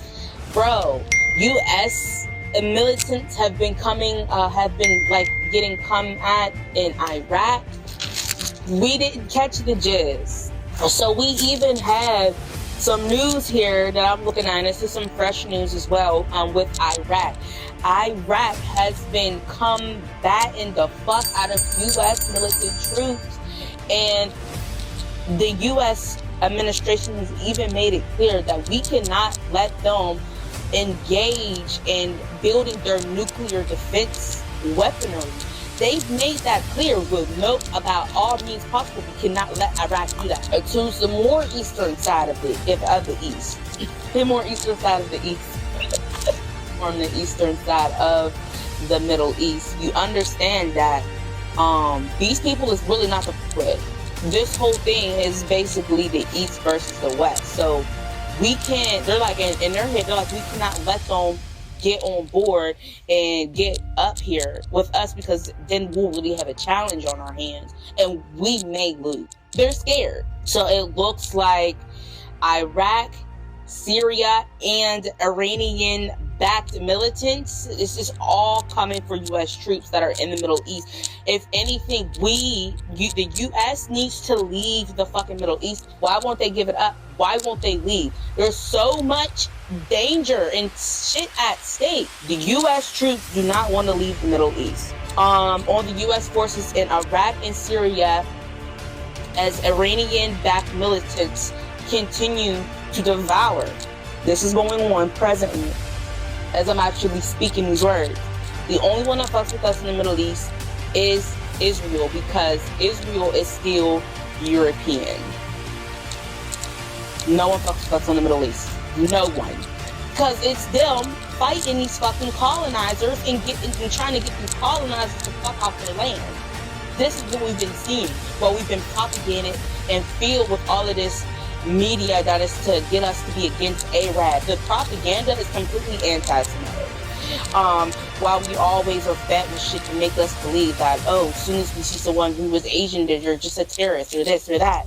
This is why. why they spark and instigate the fuck out of all of this conflict, they had their hand. So I'm gonna put some documents up as well, so you guys will be following along, as well as you should be doing your independent research as well, is what I say. North Korea directly caused U.S. out on this matter. North Korea on Monday accused the United States of being behind the ongoing war between Israel and the Palestinian militant group Hamas, saying Washington is entirely responsible for the tragedy. Directly from North Korea. Turkey makes no apologies or remorse for announcing their entire criticism on Israel during the Israel and Palestinian conflict with Hamas.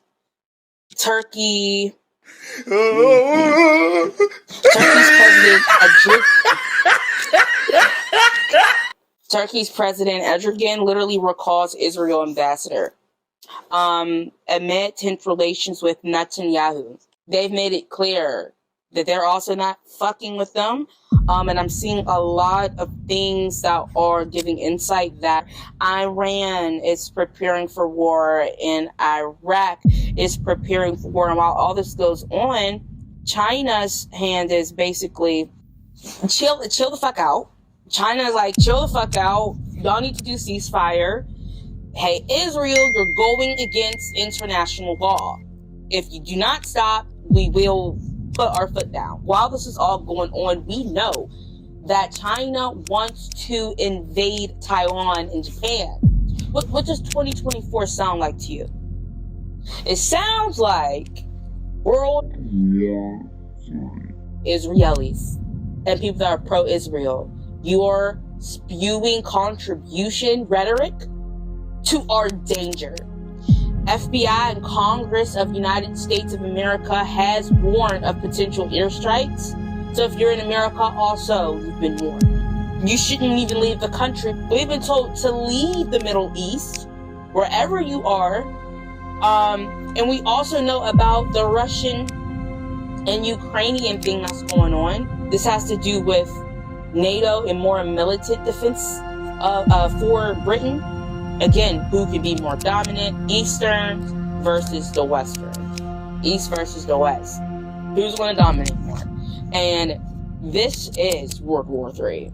If this ain't it, and if this don't sound like it, then honestly, I don't know what would be a world war.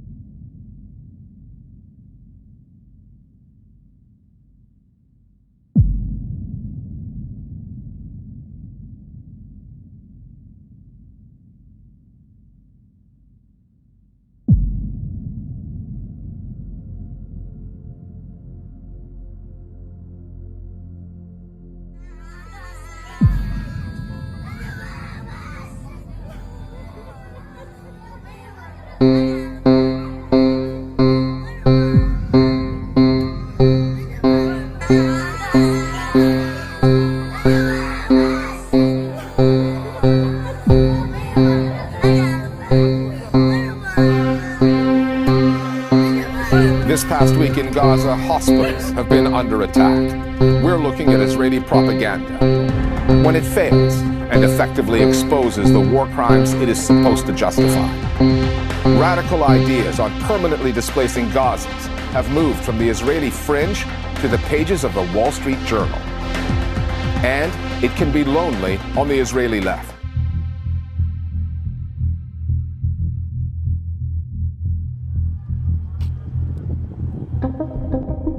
Jenin, a Palestinian city in the northern West Bank of occupied Palestine.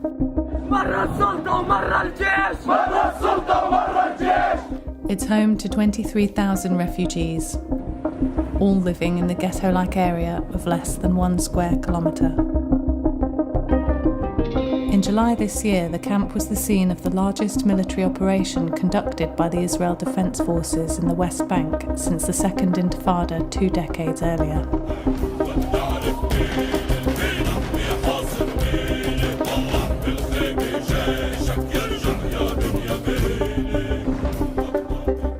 2002, Jenin was at the centre of the bloody battles of the uprising, which saw 52 Palestinians killed, and the city remains a hotbed of resistance.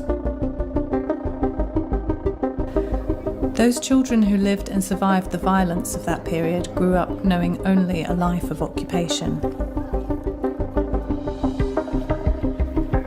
They saw their friends and families killed and have now taken up the mantle of resistance. The Real News Network spoke to Hania Salama, whose son Farouk was killed by the Israeli army just days before he was due to be married. فاروق ابني أول ما أثر فيه وخلاه يجاهد اعتقال أخوه فادي، وحشيتهم فوتوا علينا، آذوه ضربوه هنوني أنا، دمروا الدار، فبقى عمره 7 سنين، فحط حقد وكره إلا اليهود، معاملتهم السيئة للبشر. فلما صار الانتفاضة هاي آخر اللي احنا فيها هسه الكتيبة، استشهد صاحبه أعز صاحب إله، وفي رد استشهد صاحبه الثاني، وبقي كله يابا داود الزبيدي والحصري. فجأة اختلف نهائي، رجع يعني بقى طالع من السجن ملوش 20-30 يوم.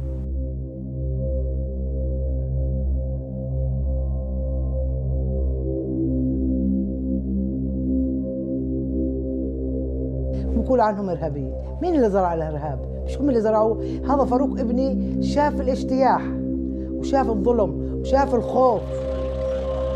والله طول ما في احتلال وفي يهود ما في مستقبل لبشر، ما في مستقبل لبشر إلا إذا هم دشرونا بحالنا وخلونا شعب نعيش. إحنا من حقنا نعيش يا عم، من حقنا أخذوا نص أراضينا ورضينا وكنا يلا دولتين، بس هم مش راضيين يعترفوا بهذا الشيء، مش راضيين. في عندهم ناس متطرفة بدهاش دولتين. Hold the fuck up, stop fucking scrolling. This is a documentary on what's going on right now from 2019. Now explain to me how this is possible.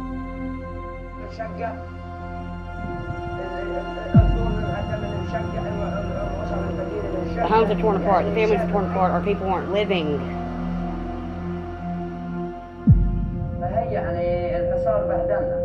That's it, the siege humiliated us. It has not spared a soul. Pay attention.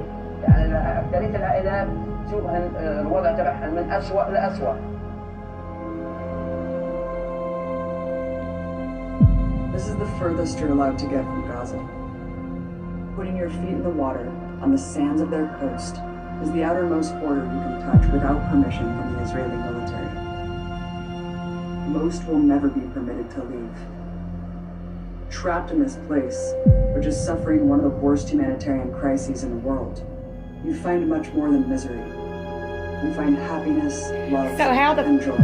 Did this happen in 2018 and 2019? Gaza is not defined by how it copes. But it's happening now again? But by its struggle for freedom. Hold up.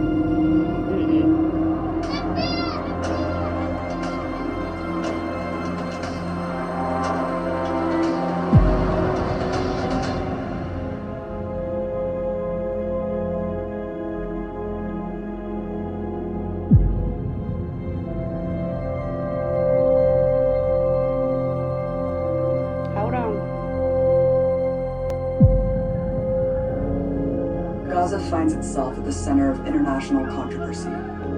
As in the past, because civilians are being killed in large numbers by an army claiming self-defense. This chapter is at the Great March of Return, which began on March 30th, 2018. At these mass marches, hundreds have been killed, thousands wounded, but they have continued every Friday, despite these. Hold up, so are we just now seeing everything that happened back then? Somebody help me out here, because how in the fuck did they come up with a documentary in 2019 about what's supposedly happening right now? Make it make sense. You know what, I have been saying this. I think that the people, all the Palestinians that came across the border survived this in 2019. It's not going on right now. We've had a major psyop ran on us. Today, gunshots echoing through the Jenin refugee camp, smoke billowing into the sky. Oh my God. The Israel Defense Forces launched their largest West Bank operation in 2 decades. They invaded West Bank. Look at this. 4 months ago.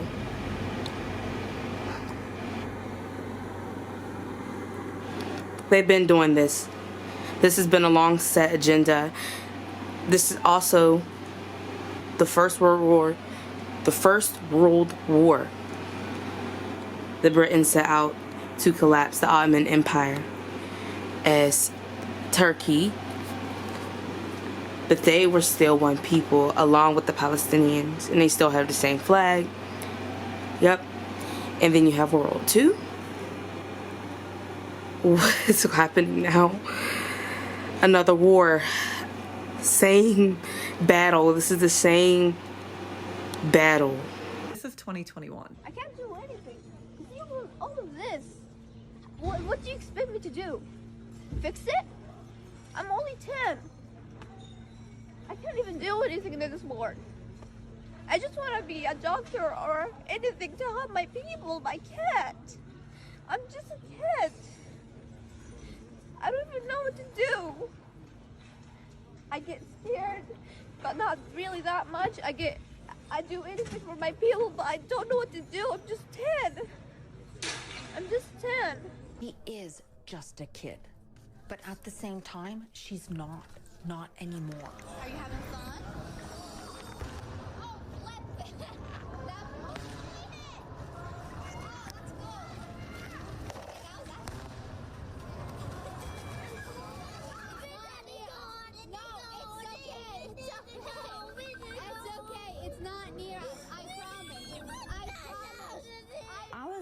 Because it was funny. I was laughing because I was trying to keep my brother calm down. I guess I love you. Me too. Fast forward to today and nothing's changed in her life except for the fact that she is far more terrified. No house, there's no water, there's no food, there's nothing. Am I going crazy? I don't know. I may be going crazy. I don't know. I don't know anymore. Please. Oh my God. We're pleading and we're pleading. Stop this. I'm not mature yet. I'm a child. For God's sake. I'm a child. عشان الله يا الله يا رب وينكم. أمير أنت موقفة في اتهام في نشر كلمات مديح تعاطف وتشجيع العمل الإرهابي. لا داعم استنى شوي داعم مستحيل أنا تعريض حيازة إعلانات تعرض على العنف والإرهاب الكشف عن الانتماء إلى منظمة إرهابية.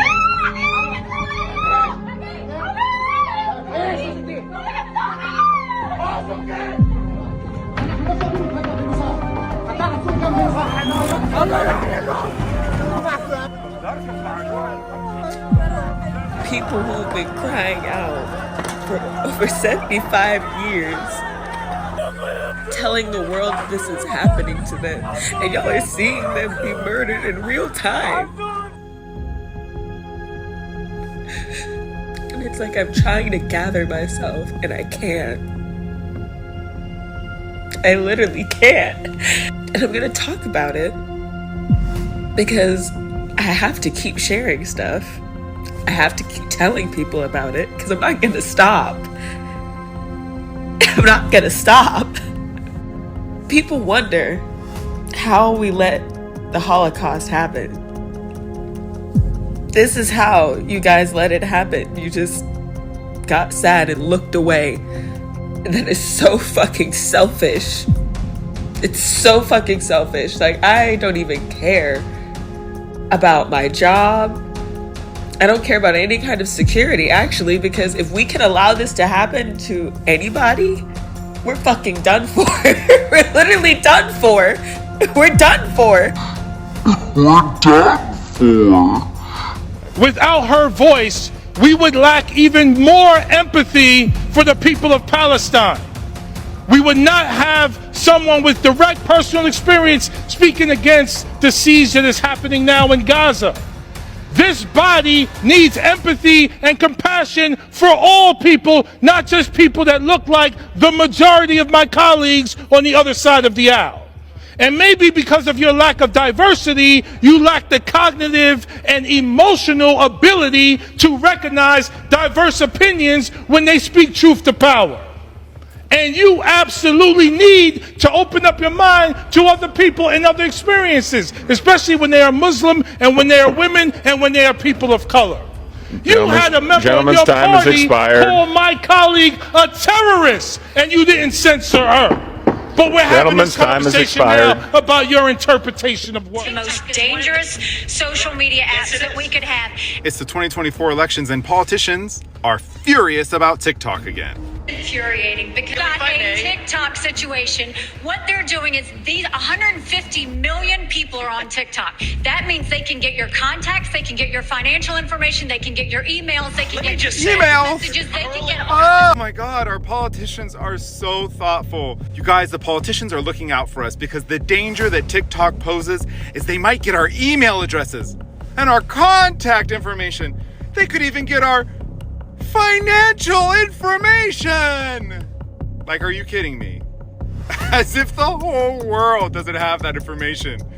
We have another genocide that is happening right now that absolutely nobody is talking about.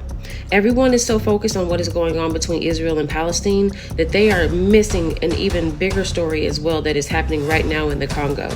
According to Human Rights Watch, rebels in eastern DRC have been committing mass killings, sexual assaults, and other war crimes.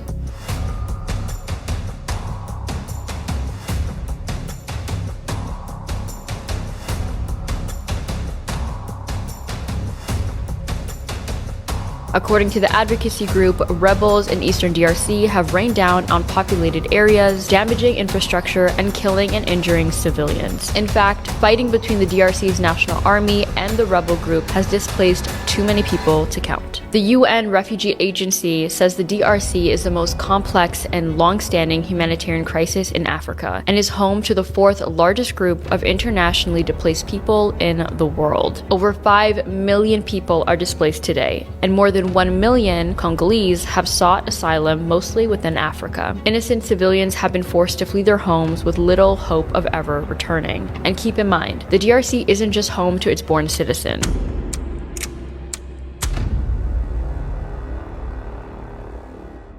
People for 400 years have been terrorized, traumatized, and hated, and we dish out love warriors and freedom fighters every generation, which means that we stand in solidarity with anybody who's occupied, anybody who's subjugated, anybody who's exploited, and that's why we focus on Gaza at this moment, because a genocidal is the operational wing of Jewish supremacy in the area, and it's bent on the oppression of the Palestinian people.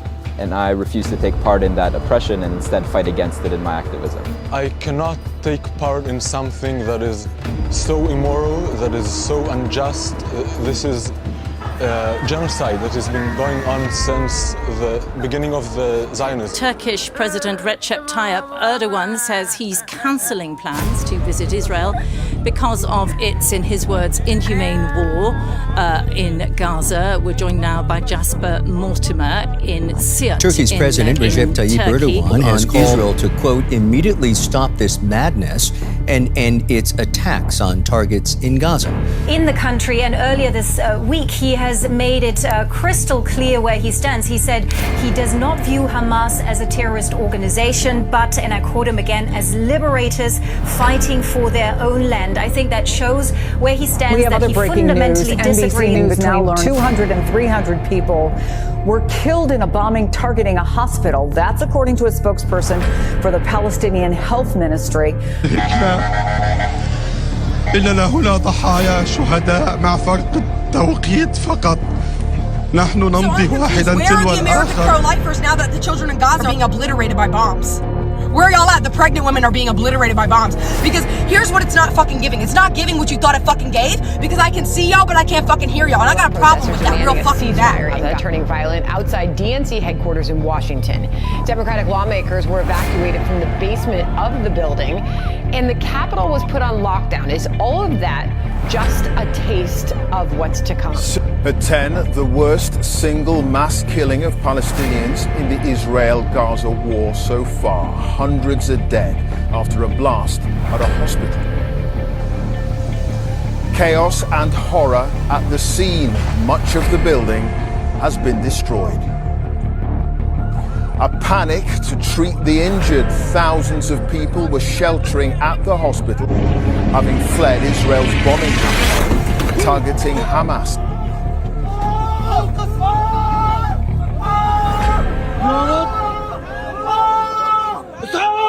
Tensions are also rising in the north with a potential second front in the war along Israel's border with Lebanon. CBS's Imtiaz Tayeb is following the action where Israeli troops exchanged fire today with Hezbollah forces.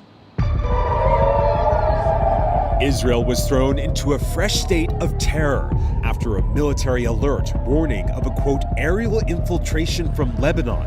An army spokesman later said it was an error. But on its northern border with Lebanon, Israel is taking no chances. CBS News has witnessed a mass mobilization of tanks and soldiers following 4 consecutive days of incoming rocket fire from southern Lebanon. If our young men and women are on the ground fighting for our survival, then we're going to also go take out the very people that are deciding to do this, funding this, arming, planning, training. We're going to go cut off the head of the snake, and that's the leadership and the nuclear program in Iran.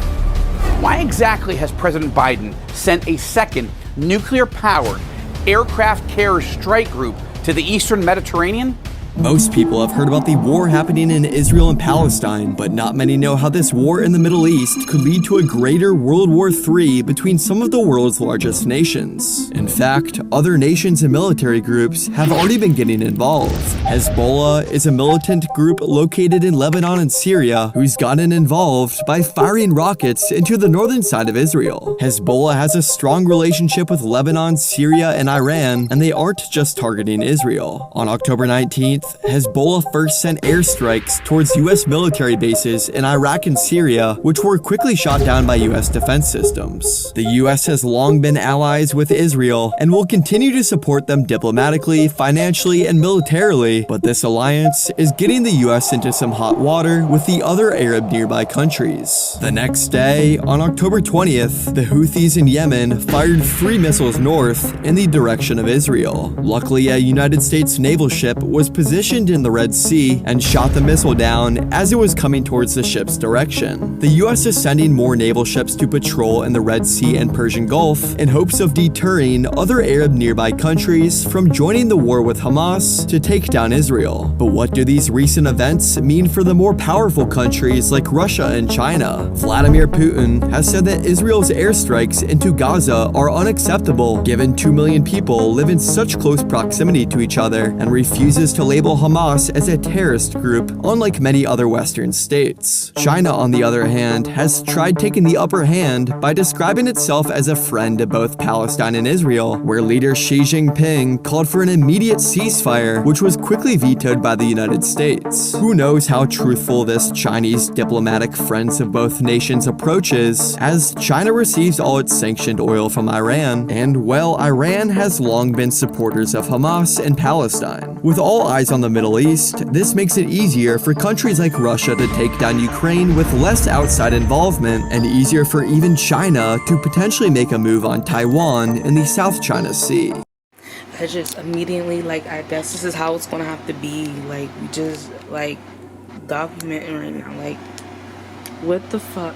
Launched airstrikes in eastern Syria at that weapons facility that is used by Iran's Revolutionary Guard and proxy forces that are backed by Iran. They were in response to attacks by those groups on U.S. troops in both Syria and Iraq.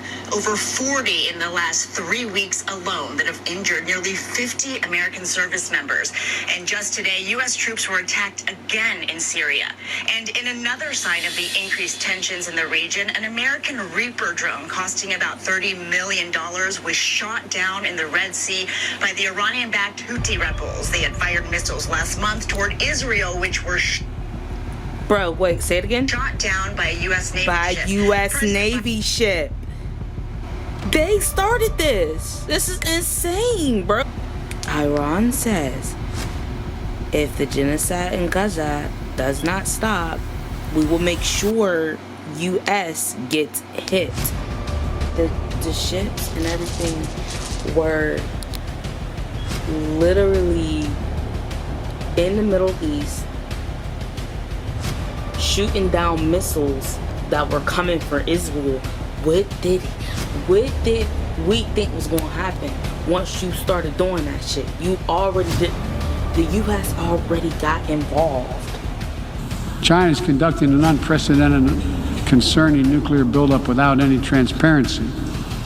Despite our efforts to begin serious and sustained diplomacy, the Democratic People's Republic of Korea continues to blatantly violate UN sanctions.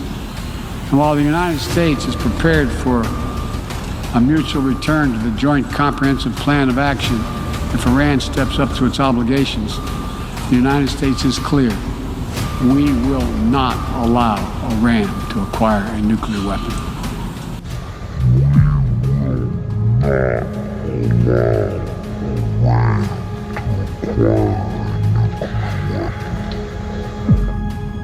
פגענו באלפי מחבלים ועוד נגיע לכולם. That's where the money comes in, baby. Without the Suez Canal right here, ships from Asia would have to go all the way down and around Africa in order to reach Europe. This canal right here currently sees the passage of 12 to 15%, depending on the source you check, of the world's trade and 10% of the global oil distribution. Just this little canal right here. And who benefits from this? Egypt, of course. It's their canal, right? In 2023, they broke records and made a revenue of $9.4 billion US. Yay for Egypt, right? Well, how do you think the US, the UK, France, and Israel feel about that? Not good. Suez Canal is not ideal. Up until 2014, you could only go one way, which meant for 6 hours it went in one direction and 6 hours it went in the other, which was super not efficient. It was also not wide enough to accommodate some of the largest ships in the world. So what happened in 2021? You might remember this. One of the world's biggest ships jammed the Suez Canal, leading to approximately $900 million of losses. And the US was really not happy about this, and the Pentagon released a statement that this made it difficult for the movement of their military vessels, specifically to Israel, but not to worry, they had other ways. Now, when they're planning the Ben Gurion Canal, they're planning to have it 50 meters deep, which is 10 meters deeper than the Suez Canal, and 200 meters wide, which will facilitate the biggest ships in the world going in both directions. Not only that, but directly competing with the Suez Canal, Israel projects that it would make them an annual revenue of about $6 billion a year. Plus. And now for the interesting part. There's one feature about the Suez Canal that's also really inconvenient, and that's the fact that it's built on pretty sandy shores. Now, I'm not an engineer. Now, from what I read, sandy shores are pretty inconvenient for a canal. They constantly need maintenance. But where Israel wants to dish it out to the Mediterranean Sea, it's a rocky land texture, which is ideal for these conditions. Let's zoom into this. That's the Gaza Strip. How annoying is the placement of the Gaza Strip for them? They have to actually turn the canal around so that it avoids this piece of land. Do you see where I'm getting at? They don't want ships to have to do this entire round and add a little time and inconvenience to their journey and have such close proximity to Gaza. What if they just built it through Gaza? Oh no, wait, they don't want to do that. They don't want to help the Palestinian economy. What do you mean? That would defeat the entire purpose, wouldn't it? Unless they took that land. Yeah, that's what's going on. task? To carve up the map of Africa with total disregard for cultural, political, ethnic, or linguistic differences, and without a single African at the table.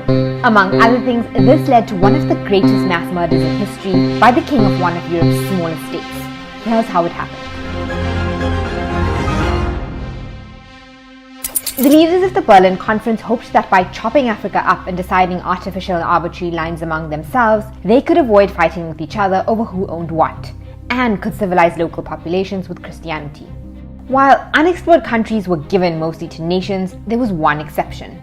It's the country now called the Democratic Republic of Congo, but at the Berlin Conference, it was named the Congo Free State, and handed over as the personal property of Belgium's King Leopold II.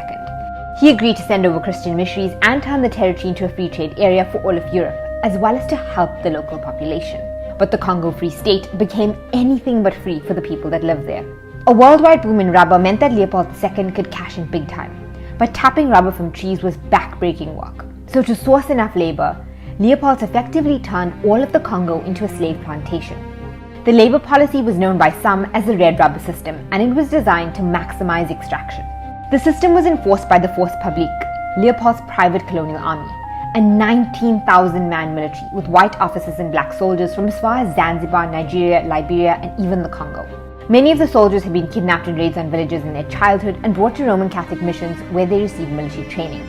They were armed with modern weapons and the chicote, a bullwhip made of hippopotamus hide.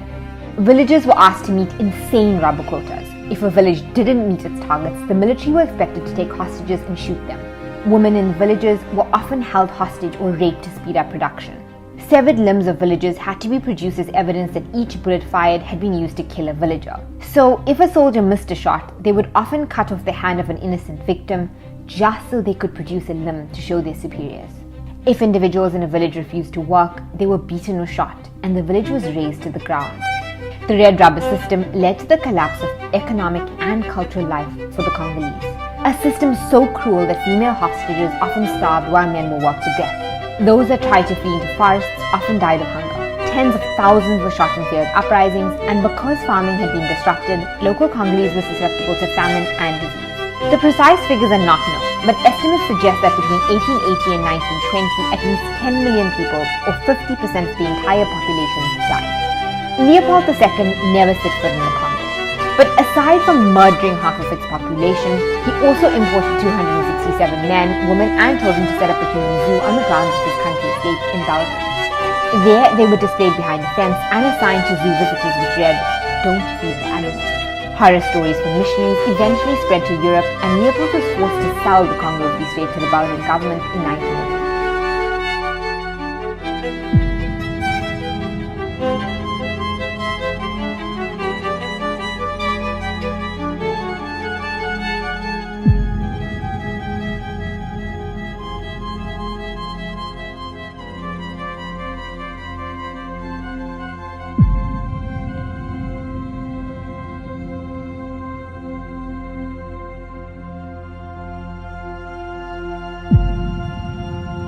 ما في ولا حاجه غادي بنشغل ربنا ميه ولا حاجه. الناس صارت فطور بدها تاكل. حمانا الفرن 10 وقت جيراننا مش عندهم اكل، مش لاقي ناس ياكلوا، مش لاقي ناس يشربوا، فيش ميه ولا في حاجه. بالجراد اللي بنقولوا ميه قاعدين على الكرات.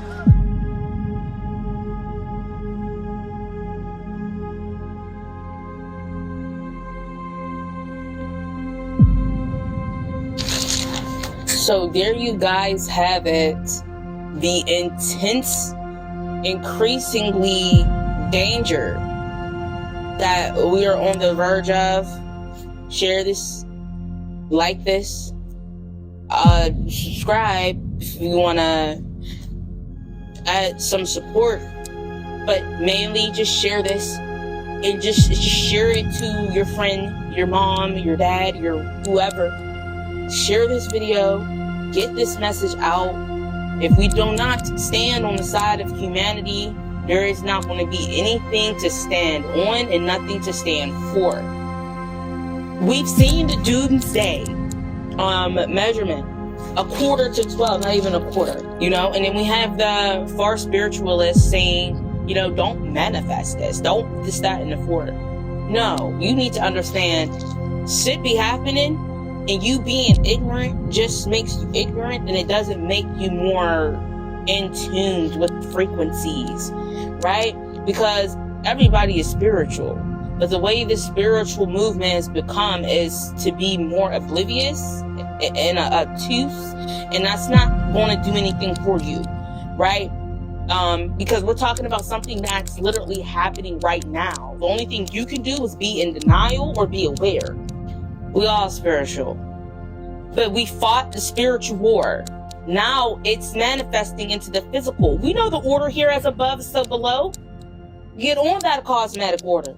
And for my agents, we know. That's period, point blank. But what's happening right now is a call for preparation. It's a call for humanity. It's a call for Mother Gaia. And it is a call of danger. We need to understand from a preparational stance and avert from a fear-mongered tactic, because that's not going to get us anywhere if we panic. We have to be able to see these issues, see these things that are happening, so we can take a stand, make something shake, make something happen, effects, so we can have some actual effects, so we can have a resolution, so we can solve this issue, so we can prevent this. That is what awareness is for. Fear and panic is not going to do us nothing. We can scream and shout and run around in circles all damn day. What is that going to do for us? Nothing. Or we can spread the word and put our foot down to see a change. And that is the shadow work of the manifestation that we want. So it's asking the universe. Like I said, share, like, comment, whatever you gotta do it. Subscribe, you gotta do it. And y'all stay on press and woke, y'all.